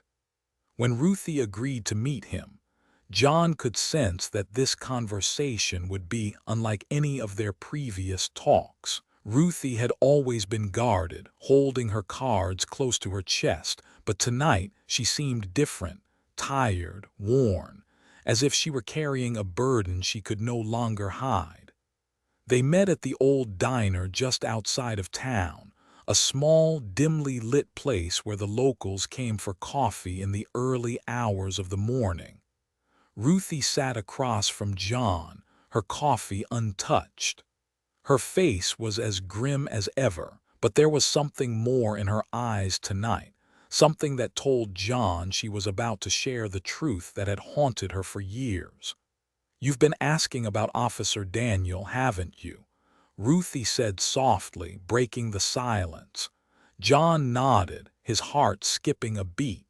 He had heard the rumors, but Ruthie's mention of the name confirmed that there was more to this officer's disappearance than he had been led to believe. "Daniel was one of us," Ruthie continued, her voice tight. "He was a good officer, a young guy, bright, ambitious. He believed in doing things the right way no matter the cost. When he came to Ironwood, he was like you, curious. He didn't take the rules seriously at first. He thought they were just old stories, superstitions meant to control us." John's mind raced. "And what happened?" Ruthie paused, taking a long sip from her coffee, her eyes never leaving John's. "He broke the rules. It wasn't anything big at first. Just a little investigation into something he shouldn't have. He went to the woods near Cemetery Ridge after hours. He thought he saw something and he decided to follow it. He was never seen again." John felt a chill creep up his spine. "But he didn't just disappear, did he?" "No," Ruthie said, her voice barely above a whisper. "He came back days later, but he wasn't the same. He wasn't human anymore, not in the way we understand it. He became one of them, a Watcher."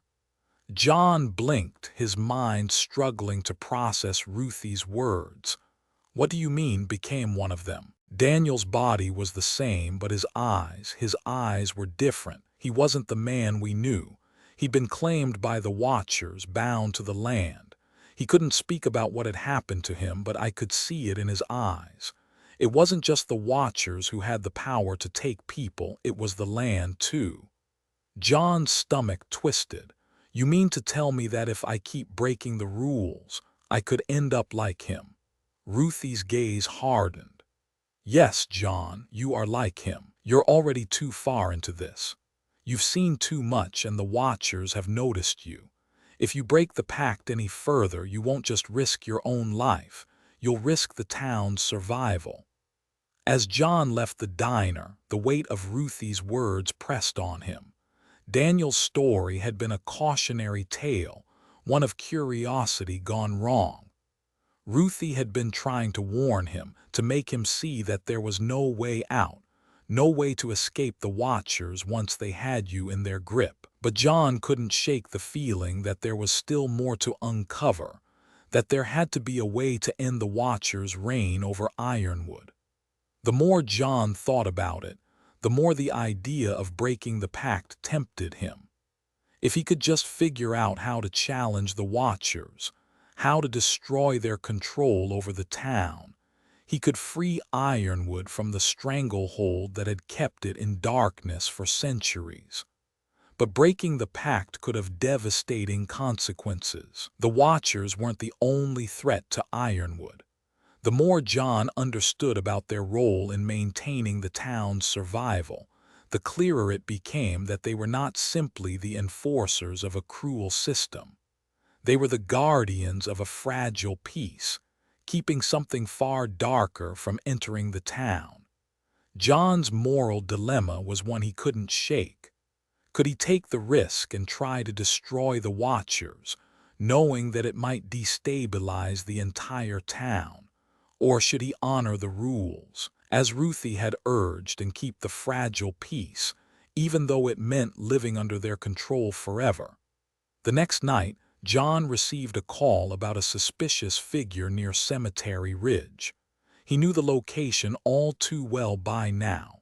The time had come and the Watchers were calling him again. John drove to the area, his hands tight on the steering wheel, his thoughts clouded by doubt and confusion. The air outside felt colder than usual, and the fog had rolled in thick, swallowing the roads in a shroud of white. As he neared Cemetery Ridge, the familiar sense of dread crept over him. His headlights cut through the fog, illuminating the gravestones and twisted trees. But this time something was different. A figure stood at the edge of the cemetery. John's breath caught in his throat as he saw the figure clearly now. It was tall, humanoid, but its presence was unlike anything he had ever felt. It was not just a shadow, it was an entity, a force that radiated power and ancient authority. And then, as John watched in stunned silence, the figure spoke. "I am Elder Hayne," the figure said, its voice like the wind itself, deep and resonant. "You have been following the rules, John Carter, but now you must choose. Will you continue this charade, or will you break the pact and face the consequences?" John stepped back, his heart racing. "What do you want from me?" Elder Hayne's eyes, glowing faintly, fixed on him. "You were never meant to understand the Watchers. You were never meant to know the truth of the pact, but you have seen too much. The balance is fragile and your curiosity has already begun to unravel it." John's voice trembled. "I'm not like you. I can stop this. I can destroy the Watchers." Elder Hayne's lips curled into a ghost of a smile. "You cannot destroy what has already become a part of this world, but you can break the balance. And when that happens, you will not just lose your place in this town. You will risk losing everything." John's hands clenched into fists. "I don't care. I'm not going to live under your control." The figure's expression turned grave. "You have already made your choice, John Carter. You have crossed the line. Now you must live with the consequences." John stood there, the cold wind whipping around him, and felt the full weight of his decision pressing down on him. He had to choose. There was no turning back. Would he continue to follow the rules, maintain the pact, and live under the control of the Watchers forever? Or would he confront the supernatural forces head-on, risking everything to destroy the pact and free the town from its ancient chains? The night was heavy with silence as John stood face to face with Elder Hayne, the leader of the Watchers. The ancient being's figure seemed to absorb the fog around it, its form barely distinguishable from the shadows. John's mind was spinning, but Elder Hayne's voice was clear and firm. "You have chosen to confront the truth, John Carter. Now you will learn what you have been too blind to see. Come with me." Before John could respond, the ground beneath him seemed to shift. His surroundings blurred and twisted, as if the very fabric of reality was warping. The familiar sights of Ironwood, the cemetery, the trees, the mist, melted away. He felt himself being pulled into something deeper, something older, something beyond time. The world around him changed in an instant. He was no longer standing in the quiet cemetery. He was somewhere else entirely, somewhere vast and endless.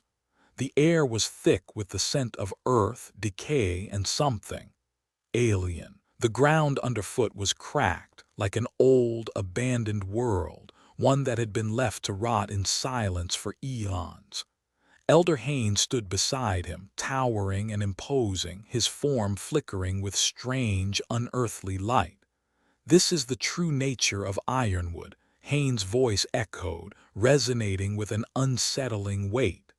"This is where the pact was forged, where the Watchers were born, and where the balance between the realms must be maintained."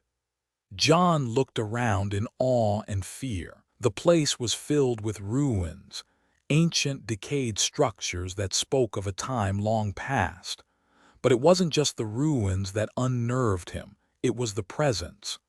There was a constant, oppressive weight in the air, as if something ancient and unknowable was watching from the shadows, its gaze fixed upon John.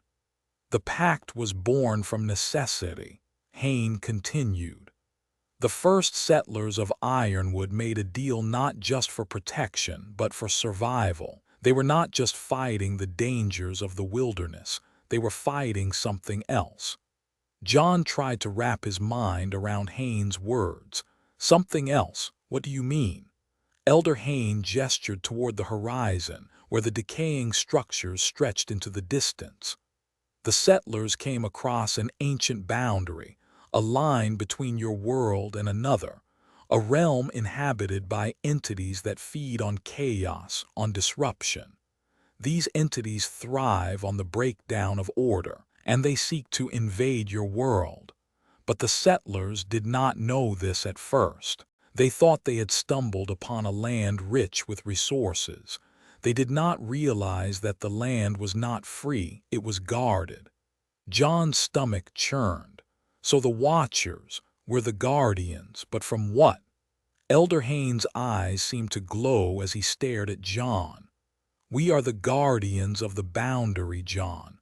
The Watchers were created to keep the peace between realms, but the price for that peace is high.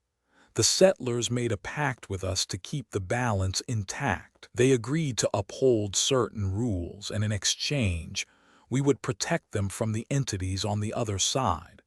But breaking the rules, breaking the pact, threatens everything." John's mind raced. The entities on the other side. He could feel the gravity of Hayne's words settling on him. There was more to this than he had ever realized. The Watchers weren't just protecting Ironwood. They were guarding the world from something far darker, something that would bring chaos and destruction if given the chance. But the truth of it all, the ancient agreement, the sacrifices made, was beginning to feel like a prison. The scene before John shifted once more. The ruins faded away, replaced by images of a time long past. He saw the first settlers, men and women, weary and frightened, standing in a vast, empty landscape. They were shaking hands with figures cloaked in shadow, figures that were not quite human, not quite anything John had ever seen before. The figures were the Watchers, their forms massive and imposing but not malevolent. They were beings of balance, not destruction. The settlers, in exchange for protection from the otherworldly entities, had agreed to the rules. Never stray beyond the boundaries, never challenge the Watchers, never break the pact. The images morphed again, and John saw scenes of people breaking the rules. A man wandered too far into the woods. A woman approached the forbidden land near Cemetery Ridge. A child ignored the warnings, crossing the line at the edge of Ironwood. Each person vanished, their faces twisted in terror, their bodies fading from existence. But then in another scene, John saw what happened next. These people didn't die. They were changed. They became Watchers, silent, stoic figures who now stood guard over the land, forever bound to the pact they had once violated. Elder Haynes' voice echoed again. Breaking the pact doesn't just end your life, it transforms you. You become part of the balance, just as the settlers and their descendants did. The Watchers are not simply here to protect. We are the consequence of broken trust. We are the ones who ensure that the boundary remains intact. And those who have broken the pact, they serve us now. John's mind reeled with what he was seeing. The Watchers weren't just protectors. They were transformed souls, once human, now bound to an eternal duty. They weren't mindless monsters. They had once been people like John, with thoughts, feelings, desires. But once they crossed the line, they were claimed by the Watchers, forced to become part of the ever-watchful guardians who kept the balance in place. That's the price. Haynes' voice rumbled, low and haunting. The cost of knowledge, the cost of defying the pact. Those who break the rules are not only lost to the Watchers, they become part of the land, just as I am, just as you could be. As the visions continued to swirl around him, John felt his heart grow heavy. He saw flashes of the officers who had tried to break the rules. He saw Officer Daniel again, the man who had disappeared only to return as a Watcher. His eyes were hollow, his body rigid and lifeless, but there was a sadness in his expression, a haunting regret that spoke volumes. John saw the same fate befall other officers, young, bright-eyed men and women who had believed they could defy the system, who had believed they could escape the Watchers' control. But they had all vanished. They had all been claimed by the Watchers, their souls twisted and transformed, bound to the land for eternity. As the images continued, John felt himself falling deeper into the emotional abyss. His mind was flooded with the emotions of these officers, their fear, their regret, their realization that there was no escape. They had tried to break free, but in doing so, they had lost themselves forever. John could feel their pain, their frustration, and their desperation. It was too late for them. They were lost. And the question burned in John's mind, would he become like them? Would he be lost to the Watchers as well, transformed into one of the very creatures he had feared? The emotional toll was unbearable. John staggered back, overwhelmed by the faces of those he had never known, officers, settlers, children whose lives had been sacrificed to keep the balance. He realized that Ironwood was more than just a town. It was a place bound by ancient forces, with rules that governed not just the land but the very soul of its people. The vision shifted again, and John found himself back at the police station, standing face to face with Ruthie. Her expression was unreadable, But there was something different about her tonight. The weight of years of secrets seemed to hang in the air between them. "John," Ruthie began, her voice quieter than usual, "there's something I've never told you, something you need to know about me, about my family." John felt a lump form in his throat.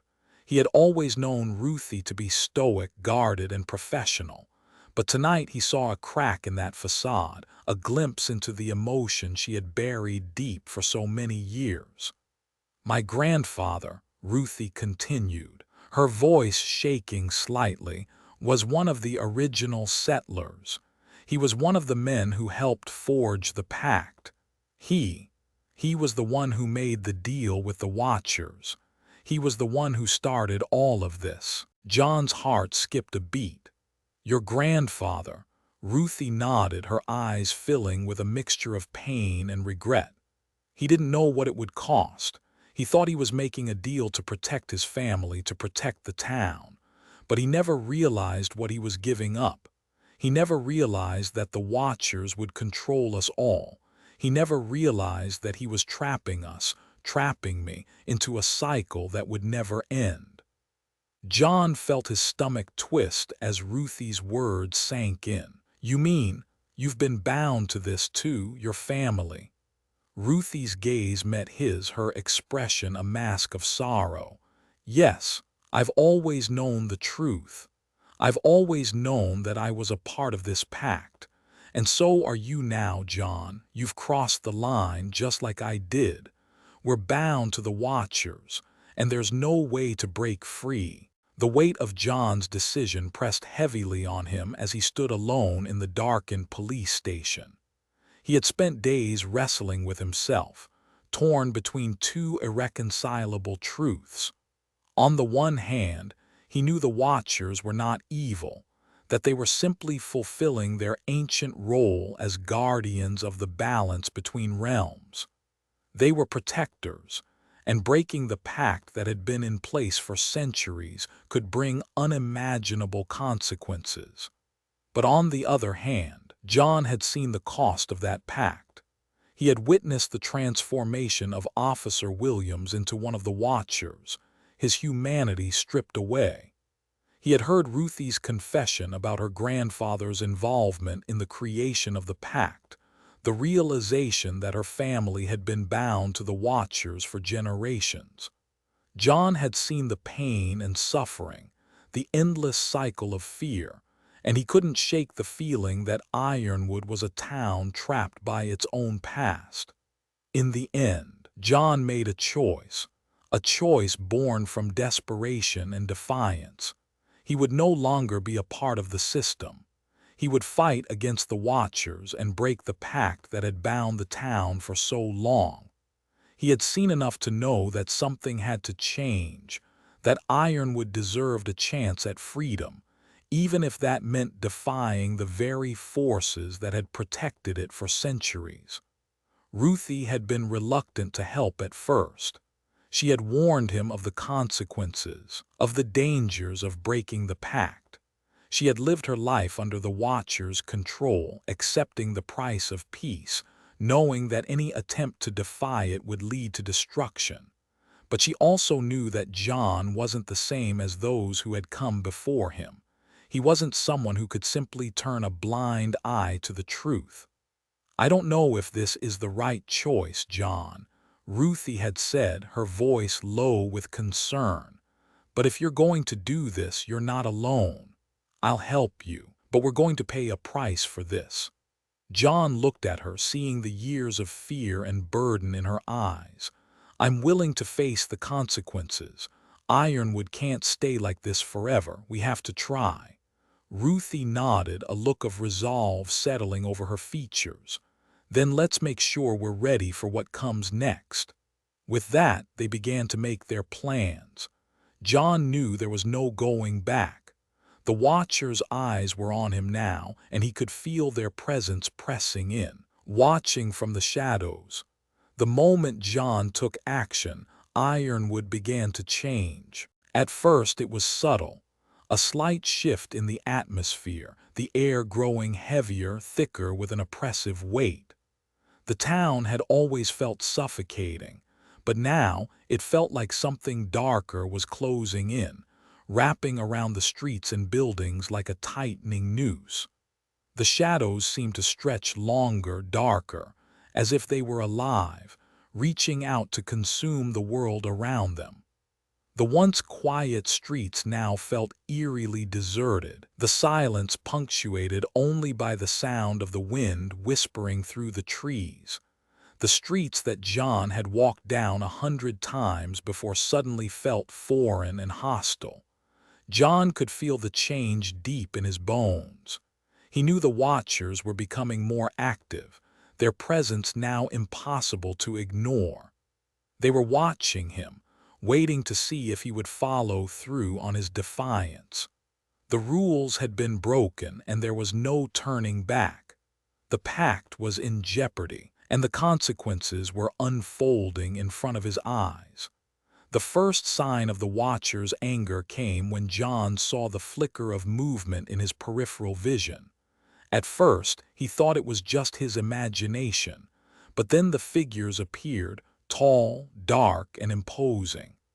Watchers, moving through the streets, their forms flickering in and out of existence like shadows brought to life. They were no longer the passive guardians they had once been.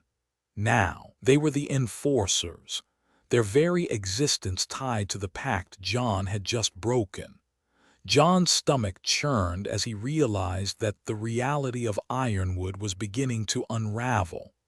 The very fabric of the town seemed to warp and distort, bending under the pressure of his defiance.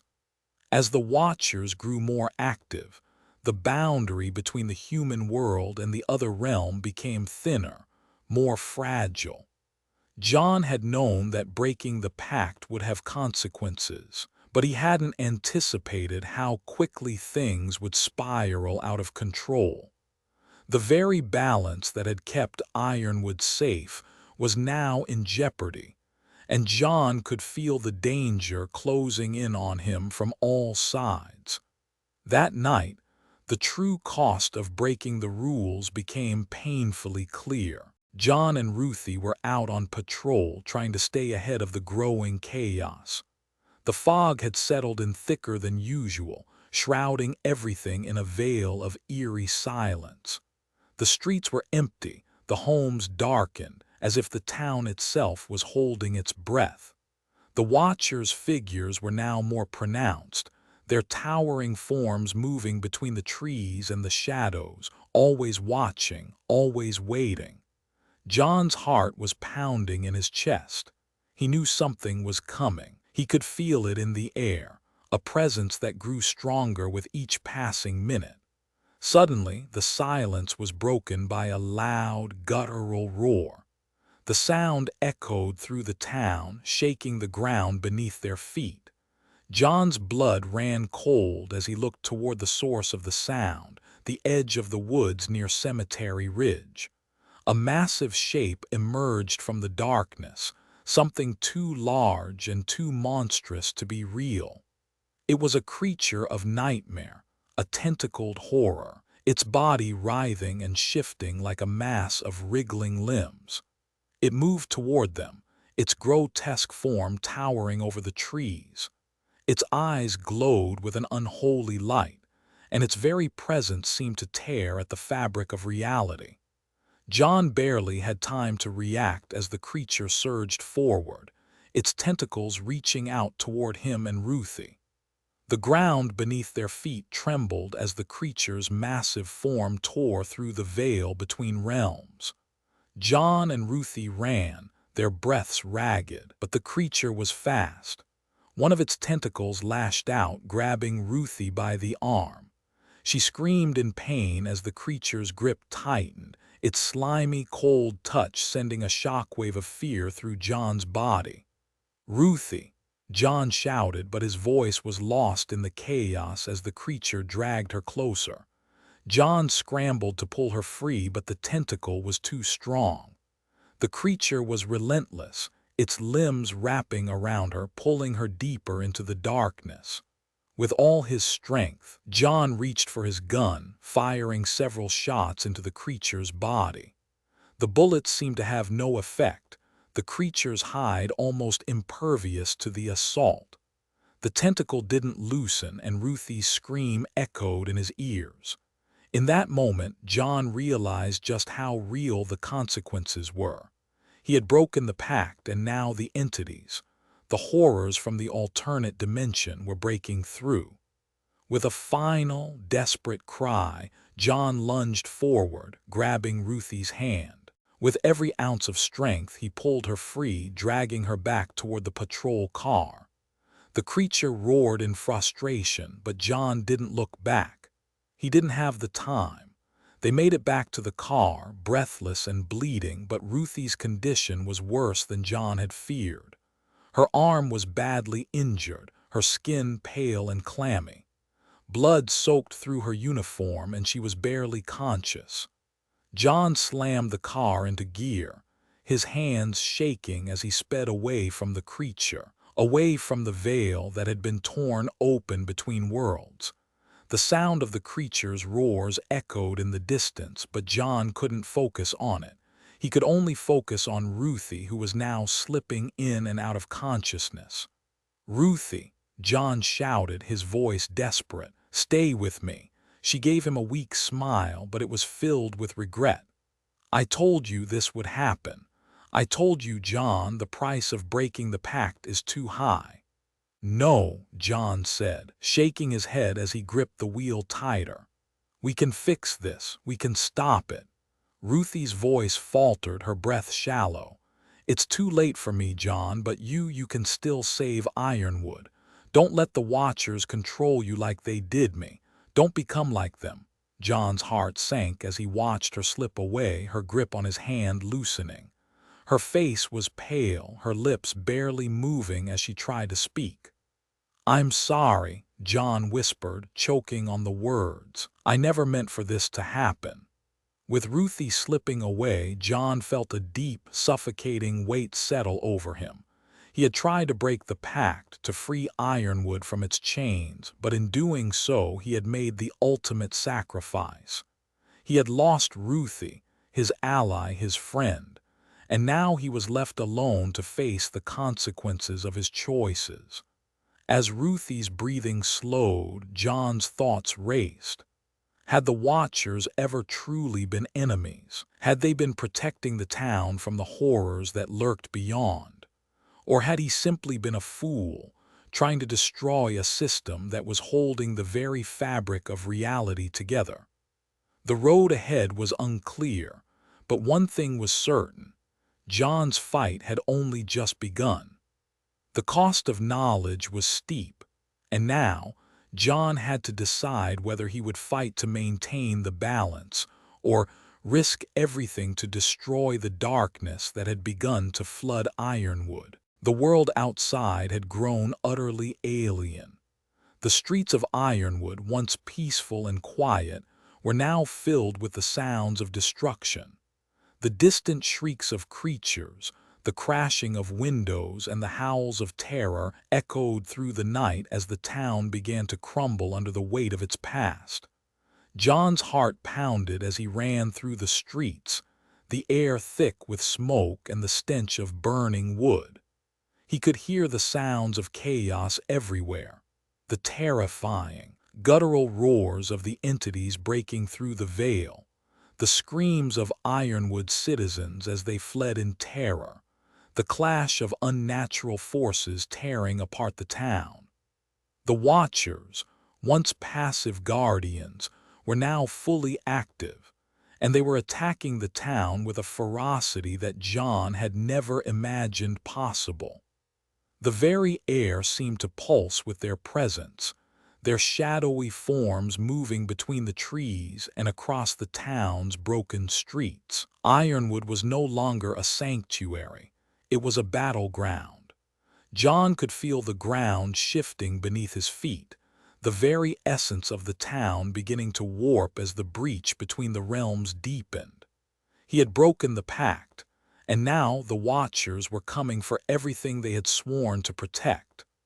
The supernatural entities that had been trapped on the other side for centuries were now free, their monstrous forms pouring into Ironwood. The boundary that had kept them at bay was no more, and the Watchers, bound by their role as protectors, were forced to defend the town they had once kept safe, even if it meant destroying it to do so. John felt the weight of his actions. He had set everything into motion by breaking the rules, by challenging the pact. Now he had to live with the consequences. But he also knew one thing. He was Ironwood's last hope. If there was a way to undo the damage, to restore balance and save the town, he would have to find it, and he would have to do it alone. In the days following the breach, John found himself in a race against time. The town was falling apart, its very foundations crumbling under the assault of the entities that had been unleashed. The streets were filled with terror, with people scrambling to find safety. But there was no real safety in Ironwood anymore. The Watchers had become predators, and the creatures from the alternate dimension were everywhere. John moved quickly, determined to find a solution. Ruthie was recovering from her injuries, but she couldn't offer much help now. She had seen the cost of breaking the pact, but even she had lost faith in the possibility of a peaceful resolution. The town was falling into darkness, and John was the only one left who could try to stop it. His search led him to the town's oldest library, a place that held secrets about Ironwood's past, secrets that had been buried for centuries. He had learned of the Heartstone, an ancient relic tied to the origins of the town and the Watchers. The Heartstone was said to contain the power to undo the pact and break the Watchers' hold on the town. But John had no idea what this would truly mean. He had never believed in magic, in ancient relics, or in the supernatural forces that governed Ironwood. But now, he had no choice but to believe. The Heartstone was hidden deep in the library's archives, tucked away in a forgotten corner. John found it locked in a dust-covered chest, its surface covered in strange runes and markings. It glowed faintly as he touched it, sending a strange warmth through his hand. He could feel its power, a strange force that seemed to hum with energy. The Heartstone was ancient, older than anything in Ironwood, older than even the Watchers themselves. It was the key to breaking the pact, but it came with its own set of dangers. If John used it to break the agreement, it would not just destroy the Watchers, it would erase them from existence. John stared at the Heartstone, its glow pulsing in his hand. He could feel its immense power, but with that power came a terrifying realization. Using it would not only break the pact, it would destroy the Watchers entirely. They would cease to exist, no longer guardians, no longer protectors. They would be wiped from the fabric of reality. But as John pondered the consequences, he understood something deeper. The Watchers weren't just servants of the pact, they were bound to it. They were the product of the settlers' deal with the entities. If the pact was broken, the Watchers would cease to be. But in their place, the world would be left vulnerable, vulnerable to the chaos and destruction that had once been kept at bay. John's mind was torn. The Heartstone offered the freedom he had been searching for, the chance to break the Watchers' control and end their reign over Ironwood. But the cost was unimaginable. If he used the stone, he would be taking away everything that the Watchers had ever stood for. He would be destroying the guardians who had kept the town safe, who had protected the boundary between the human world and the alternate dimension. The Heartstone's power was undeniable, but so were the consequences. Ruthie had warned him, and now, as John stood there with the stone in his hand, he understood what she meant. What if we lose everything? He muttered to himself, the weight of the decision pressing down on him. Ruthie's voice echoed in his mind, her warning clear. Destroying the Watchers might destroy Ironwood itself. If the Watchers were gone, who would protect the town from the horrors lurking just beyond the veil? The pact was a fragile balance, one that kept the town safe from the entities that thrived on chaos and destruction. Without the Watchers, Ironwood would be left vulnerable, exposed to the same forces that had nearly torn it apart. John knew what he had to do. He had to make a decision, a choice that would change the fate of Ironwood forever. He could break the pact, but doing so could leave the town defenseless against the entities.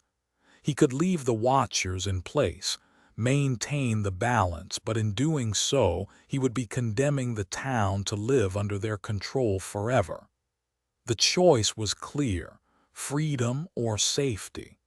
But neither option was easy, and both came with unimaginable costs. The night that followed would be the most important of John's life. John stood at the edge of Cemetery Ridge, the heartstone in his hand. He could feel the power of the stone coursing through him, a strange, cold energy that seemed to fill the air around him. The fog rolled in, thick and heavy, swallowing the town whole. In the distance he could see the Watchers, their tall, shadowy forms moving through the mist, their eyes glowing with an unsettling intensity. They had been waiting for this moment, and standing at the center of the group was Elder Hayne, his form more imposing than ever, his eyes glowing like the heartstone in John's hand. The Watchers had come to confront him, to stop him from breaking the pact. They knew what would happen if he succeeded. They knew that they would cease to exist. "You cannot break what has been established for centuries, John Carter," Elder Hayne's voice rumbled. It was a voice that carried the weight of ages, full of authority and sorrow. "The pact was made for a reason. Without it, Ironwood will fall. Without us, this town will be consumed." John held the heartstone up, feeling the cold energy surge through his body. "I don't have a choice anymore. The town can't stay like this. You've controlled Ironwood for too long. I can't live under this anymore." Elder Hayne's expression softened, almost regretful. "We are not your enemies, John. We are the guardians of this place. We protect it from what lies beyond the boundary. You think you can destroy us, but doing so will leave Ironwood defenseless. You will be opening a door that cannot be closed." John stepped forward, the weight of his decision heavy on his shoulders. "I'm not destroying you. I'm freeing Ironwood. You don't have to control us anymore. You don't have to keep us trapped." Elder Hayne's eyes burned with an ancient sorrow. "You think freedom is the answer. Freedom comes at a cost. You will destroy not just us, but yourself. You will destroy everything you've ever known." John's hand tightened around the heartstone. "Maybe it's time to take that risk." With that, he raised the stone high and plunged it into the ground, the power of the heartstone crackling through the air. The Watchers moved forward, their forms flickering as they tried to stop him, but it was too late. The stone flared with an unearthly light, and everything around them began to warp, reality itself beginning to unravel. John could feel the stone's power overwhelming him, the boundaries between the realms dissolving. The Watchers let out a collective, mournful cry as they were pulled into the light. Elder Hayne's figure flickered, his eyes full of sorrow, but before he could speak, the light consumed him and his form vanished. The air was thick with a strange energy. The ground beneath John's feet pulsed with a rhythmic thrum, as if Ironwood itself was holding its breath.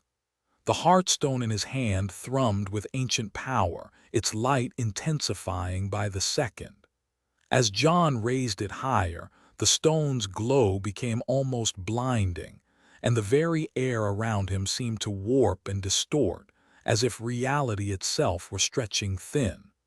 The Watchers had tried to stop him. They had pleaded with him, warned him, but John knew what he had to do. He had made his decision. He would destroy the pact. He would break the chains that had bound Ironwood for centuries, even if it meant facing the consequences alone. The light from the Heartstone exploded outward, a wave of pure energy that consumed the ground beneath them, sending cracks through the earth. The Watchers screamed in unison, their forms dissolving into smoke and ash, their cries filled with sorrow and anger. John's heart pounded in his chest as he watched their bodies evaporate into the air, their essence fading into nothingness.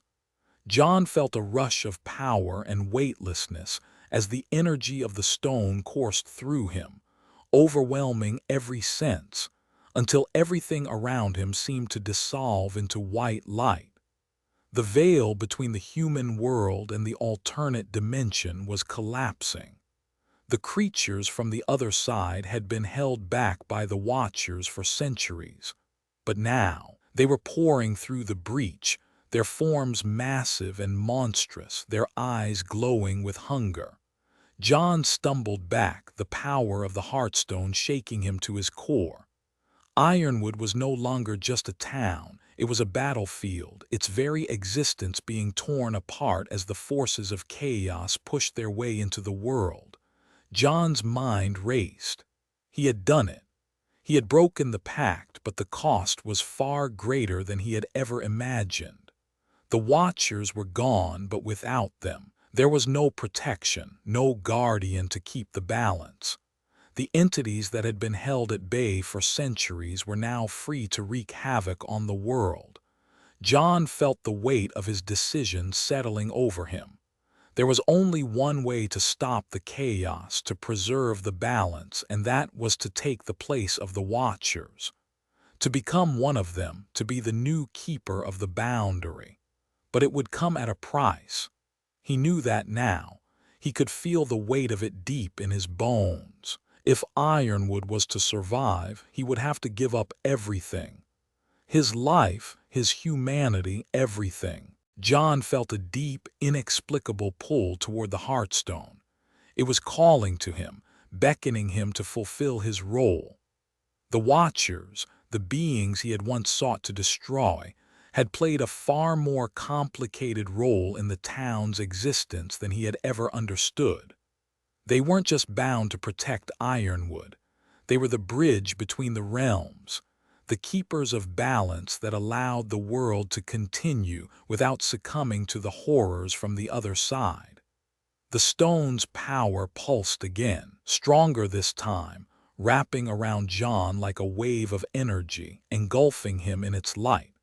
His breath quickened as he realized the truth. To stop the destruction, to stop the entities from overrunning Ironwood, he would have to sacrifice himself, to become the new guardian. He would bridge the gap between the worlds, a living barrier that would prevent the entities from entering and save the town from the chaos that now surrounded it. John turned to Ruthie, who stood frozen a few feet away, her face a mask of disbelief and pain. She had watched him make his choice, and now she had to face the reality of what it meant. "John," she whispered, her voice breaking, you can't do this. There has to be another way." John walked slowly toward her, his gaze filled with determination and sorrow. He took her hands in his, holding them tightly, and she could feel the heat of the Heartstone still pulsing between them. "I don't have a choice," he said softly, his voice steady. "This is the only way. I've broken the pact, Ruthie, but I can't let Ironwood be destroyed because of it. I'm the only one who can stop it now." Tears welled in Ruthie's eyes, and she shook her head, unable to comprehend the sacrifice he was about to make. "I can't lose you, John. You've already lost so much. This town, everything. You can't give yourself up." John gently cupped her face in his hands, wiping away a tear. I have to. If I don't, it will all fall apart. The Watchers, they were never the enemy. They were just bound to the same fate as everyone else. But now it's my turn. I have to take their place. Ruthie's lips trembled as she tried to find the words. John, please, there has to be another way. Don't give everything up. I'm already lost, Ruthie, John said, his voice barely above a whisper. But Ironwood doesn't have to be. I can't leave this town to be consumed by the darkness. I can't let the chaos break through. Ruthie looked at him for a long moment, her heart breaking as she realized what he was about to do. You're giving up everything. You're giving up yourself. John nodded, the weight of his decision settling on his shoulders. He took a deep breath, feeling the pull of the heartstone growing stronger. He knew that the time had come. This is the only way, Ruthie. It has to be me. I have to become the keeper. She nodded, her lips trembling as she let go of his hands. Then I'll remember you, John. I'll remember who you were. John turned toward the heartstone, holding it tightly as the power surged within him. The energy from the stone wrapped around him, pulling him in until he could no longer resist its call.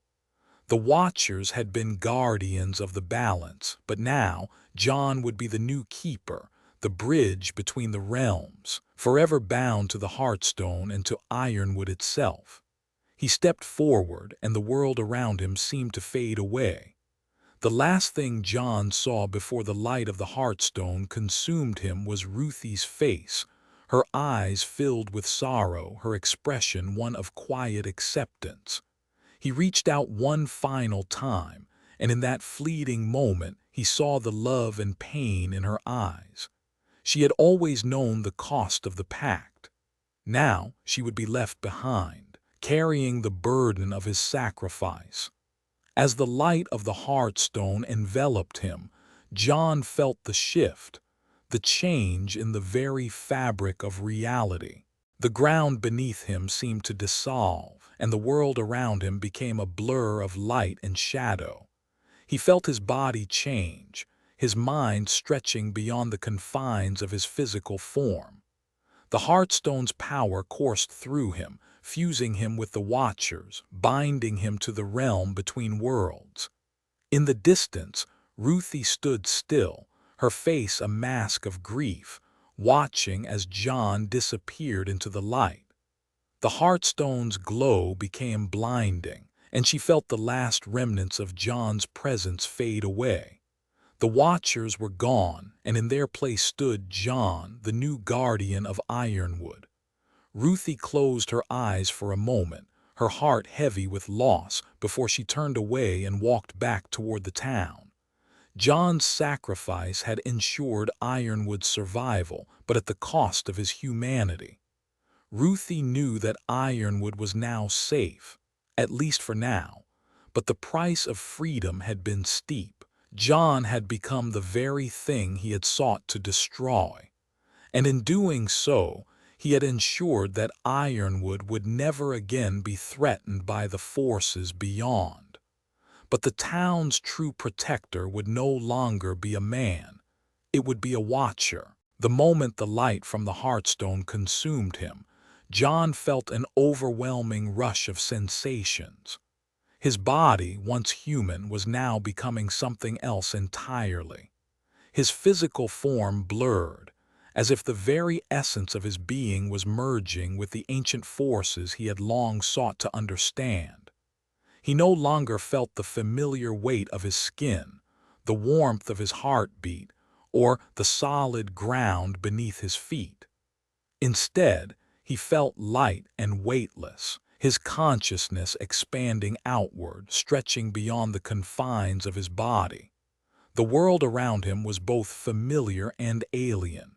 It was as if he were suspended between two worlds, his human past and the Watcher's realm. He could still feel the town of Ironwood in the distance, but it was a faint, distant pulse now. Ironwood was no longer his to touch, not in the way he had before.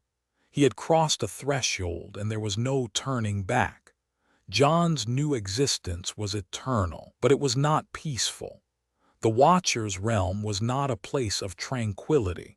It was a dimension of endless vigilance, an endless stretch of dark, foggy landscapes and shifting shadows. He could feel the boundaries between the realms stretching far beyond his sight, flickering and warping with an energy that constantly thrummed in the air. The weight of his responsibility pressed down on him, heavy and relentless. As a human, John had been used to his mortality, to the limits of his strength and his time. But now, in this new form, he had become something between life and death. He was neither fully human nor fully a watcher. He could no longer feel the warmth of his body or the passage of time in the way he once had. He existed as a vigilant force, an eternal presence trapped between worlds, bound to the land of Ironwood by the pact he had broken, and by the role he had assumed. John could feel his thoughts stretching beyond his control, yet at the same time they were sharply focused. There was no rest in this new life, no reprieve. The Watchers had existed to ensure the boundaries remained intact, to prevent the terrifying entities from crossing over. But now, John was the new guardian, the one responsible for maintaining that balance. As the energy of the Heartstone faded, he found himself standing at the boundary, a place where the realms collided. Before him stretched the dark void of the Watcher's dimension, an endless chasm that seemed to pull at the edges of his consciousness. Behind him, Ironwood was still visible, but it was becoming distant, fading like a dream slipping away at dawn. John could feel the weight of his new existence. He was no longer part of the living world. His body, his human identity, had been absorbed into the fabric of this place. He could see through the veil, his awareness stretching across the boundary like a ripple in the water. He could sense the entities beyond, their forms flickering like shadows in the distance, their eyes burning with hunger, waiting for any opportunity to break through. As time passed, or rather, as the concept of time no longer seemed to apply to John, he became increasingly aware of the tension that existed between the realms. The Watchers had once served as the guards of the boundary, protecting the living world from the dark entities that thrived beyond. But now, as the new keeper of the boundary, John felt the burden of that responsibility more than ever before. His existence was isolating. He could no longer touch the living world. He could no longer experience the familiar sensations of breath or emotion. The bonds of his former life had been severed, leaving him trapped in a place where the passage of time held no meaning. He was no longer part of Ironwood's world, nor was he fully part of the Watcher's dimension. He existed in the space between, a Watcher in the truest sense. He had become one of them, the very beings he had once sought to free the town from. The Watchers had been guardians, but now, as their new leader, John was forced to continue the eternal vigilance they had maintained. The Watcher's duty was to ensure that the boundary between the realms stayed intact, that the horrors from the other side remained at bay. But there was no joy in this vigilance. The Watchers had not been evil. They had simply been bound by their own pact, constrained to their role as guardians. Yet now, John was something else. He was both the protector and the prisoner, forever bound to this dark and silent realm, forced to watch over Ironwood and the boundary for eternity. John couldn't help but reflect on the irony of his fate.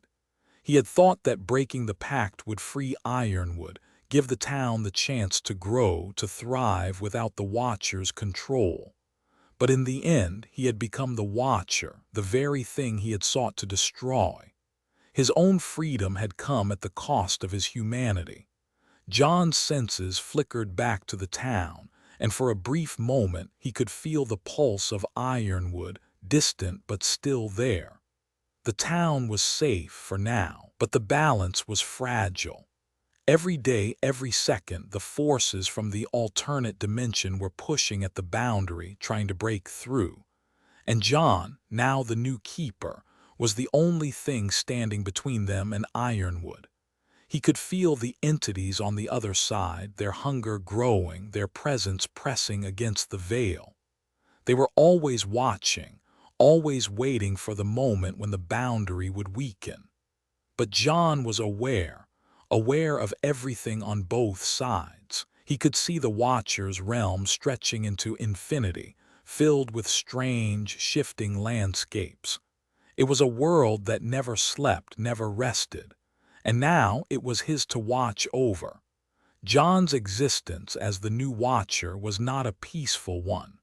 There were moments, fleeting, brief moments, when he felt the pull of his former life. The memories of Ruthie, of the people he had known, would rise within him like echoes from a distant past. The faces of those he had failed to protect flickered in his mind, the officers who had broken the rules, the settlers who had made the original pact, and even his own life before he became part of this eternal watch. He longed to feel the warmth of human emotion, the pulse of life. But in his new form, that was a distant memory. He could still remember what it felt like, but he could no longer experience it. The joy of laughter, the pain of loss, the warmth of love, those things had faded away like a dream. John now stood as a silent observer, his form flickering between the realms, forever tied to the boundary. He could feel the lives of those in Ironwood, their fates intertwined with his own. He could feel their emotions, their hopes, their fears, but he could never truly interact with them again. He was a part of something greater now, something beyond human understanding. There were moments when John's mind would wander, when the isolation would press too heavily on his soul. He would reach out to Ironwood, wishing to be part of the world he had left behind. But that was impossible now. He had sacrificed that life. He had chosen this path to save the town, to protect the boundary, and in doing so he had lost himself. The eternal vigilance had begun to weigh heavily on him. John had become the new guardian, a role that demanded unwavering focus, constant vigilance, and an endless sacrifice. He had no respite, no end. And in his isolation, he began to question whether his choice had been the right one. Had he saved Ironwood, or had he condemned it to a different kind of imprisonment? As days turned into years, or what felt like years, John found himself torn between two worlds. On one hand, he was the protector of Ironwood, a silent sentinel standing between the town and the horrors beyond. But on the other, he was no longer truly part of the human world. He was neither living nor dead. His existence had become a blur, an endless cycle of watching, waiting, and enforcing the boundaries that kept the forces of chaos at bay. John often wondered if this was the true cost of breaking the pact. He had thought he could change Ironwood's fate, but in the end, he had become a part of something that could never be undone. He was now the very thing he had fought against. He had become a watcher, bound to the land and the forces he had once sought to escape. And yet, there was no turning back. The Watcher's dimension was now his home, and the boundary between realms was his responsibility. John was the keeper, the only one capable of maintaining the fragile peace between the living world and the terrifying entities that waited just beyond. In his new existence, John began to understand the true nature of the Watchers. They had not been evil. They had been guardians, protectors of a peace that no one could fully understand. And now, John had to live that reality. He had to keep the boundary intact, to watch over the town he had saved, even though he could never again truly be a part of it. The town of Ironwood had settled into an uneasy peace, a new reality that no one truly understood. The Watchers were gone, their ancient presence fading like a distant memory, leaving behind only the echoes of their existence. The supernatural forces that had once been held at bay were no longer a constant threat. The entities from beyond the boundary no longer sought to break through. For the first time in generations, the people of Ironwood could breathe easy, but there was a tension in the air, a lingering sense that something was missing. The town had transformed in the wake of the Watchers' disappearance. The fog that had once hung over the town like a shroud had dissipated. The streets were no longer empty and haunted by shadowy figures. They were filled with life, with people going about their daily routines, unaware of the true price they had paid for this newfound peace. Ironwood had always been a town with an undercurrent of mystery, but now that mystery had been lifted, leaving behind a fragile tranquility that was both liberating and unsettling. The people no longer lived in fear of the Watchers, but they also had no idea of the terrible cost of their freedom. They had no idea of the sacrifice that had been made to ensure their safety, the price paid by John, the man who had become the new guardian, the keeper of the boundary. The town continued on, its people unaware of the supernatural forces that still lingered, invisible to the naked eye. But for John, who now existed in a form between worlds, the town was more than just a place. It was the memory of his life, the place he had fought to protect. Even in his transformed state, he could still feel the pulse of Ironwood. His spirit remained tethered to the town, a silent observer in the shadows. Ruthie stood at the front of the Ironwood Police Department, her hands steady as she surveyed the officers in front of her. The weight of the town's future rested on her shoulders, but she had grown used to that weight. It had been a part of her life for as long as she could remember. Now she was the chief of police, a role she had never imagined herself in but had found herself thrust into after John's sacrifice. It had been a difficult transition. Ruthie had lost much in the battle for Ironwood's survival. She had lost John, the man who had become more than just a colleague, a friend, a protector, someone who had given up everything to save the town. And now, as the new chief, she was left with a legacy of both freedom and guilt.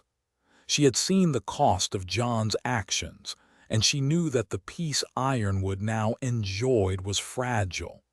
She carried the secret of what had truly happened, of the pact that had been broken and the sacrifice John had made. Every day, Ruthie felt the weight of that secret pressing down on her. She couldn't share it with anyone, not the officers, not the townspeople. They would never understand the true nature of the Watchers, the price they had paid for the peace they now enjoyed. Ironwood was free from the Watchers' control, yes, but in Ruthie's heart, she knew that the town's freedom came at a great cost. Ruthie walked through the streets of Ironwood, her thoughts constantly drifting back to John. She remembered the look in his eyes as he made his decision, the way he had walked into the Hearthstone, offering himself as the new guardian. He had known the consequences, and he had sacrificed his humanity to save the town. And now, Ruthie was left to pick up the pieces of that sacrifice, guiding Ironwood into an uncertain future. Her role as the chief was more than just administrative. She was the protector now, in a way that she hadn't been before.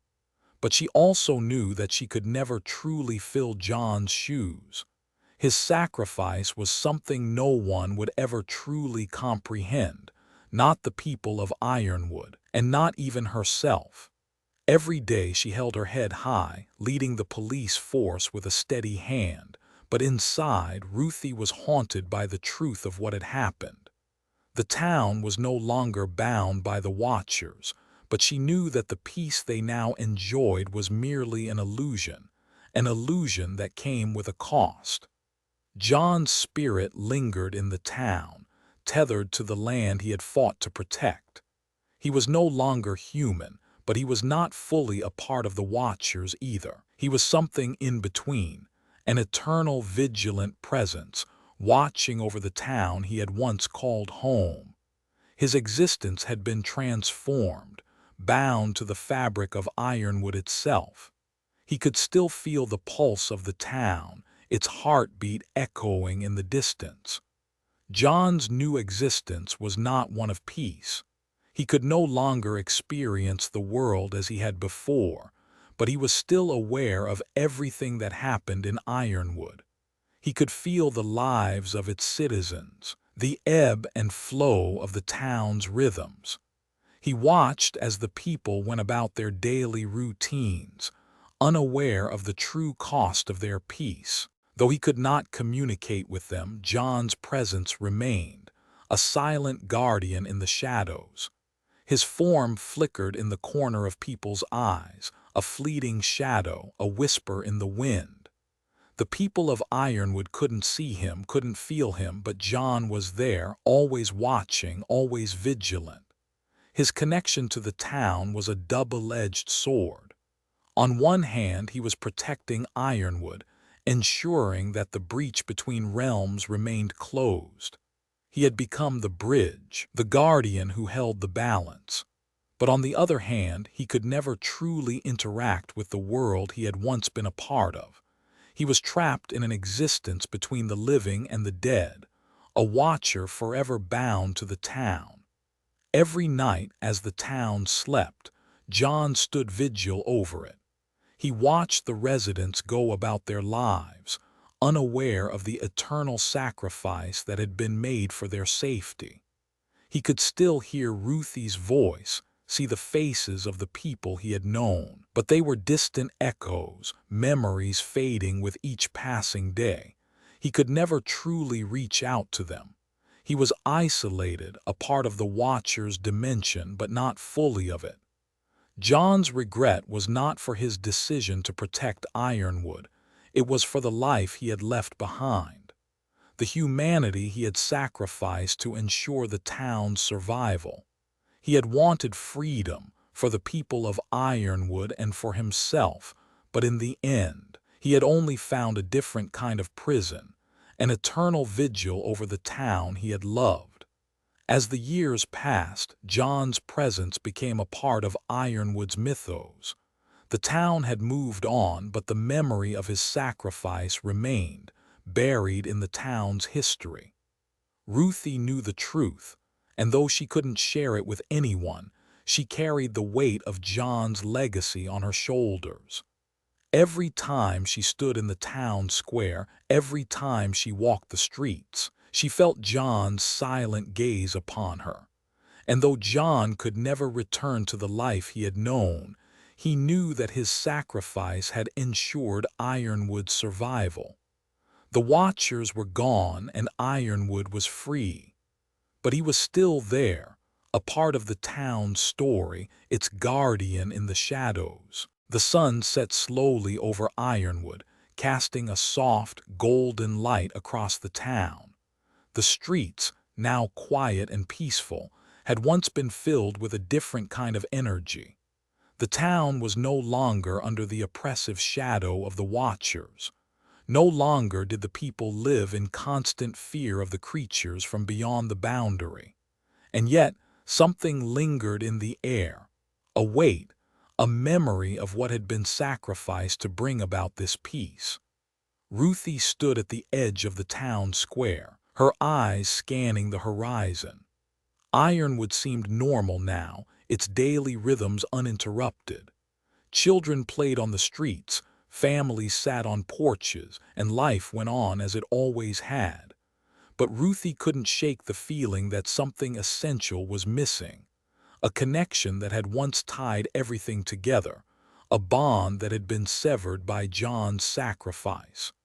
The wind rustled the trees nearby, a soft reminder that the balance had been maintained, but at what cost? Ruthie's mind drifted back to the days before John had made his choice. She remembered the weight of his decision, the quiet determination in his eyes as he walked into the Hearthstone, offering himself to ensure Ironwood's safety. It had been a decision that no one could have truly understood until it was too late. Had it been worth it? Ruthie asked herself that question every day. Had John's sacrifice been worth it? Ironwood was free now, but Ruthie knew better than anyone that the peace they had was fragile. The Watchers, once guardians of the boundary, were gone, and in their place stood only the memory of their eternal vigilance. But Ruthie could still feel the presence of the boundary, an invisible line that kept the forces beyond at bay. And even now, she couldn't help but wonder if the balance would hold. The town had moved on, as towns always did. Life was busy with the day-to-day struggles of survival, of keeping the wheels of the world turning. But there was something in Ruthie that refused to let go of the truth she carried, the truth of what had happened. John had given up everything, his humanity, his life, to protect this place, and the weight of that sacrifice never left her.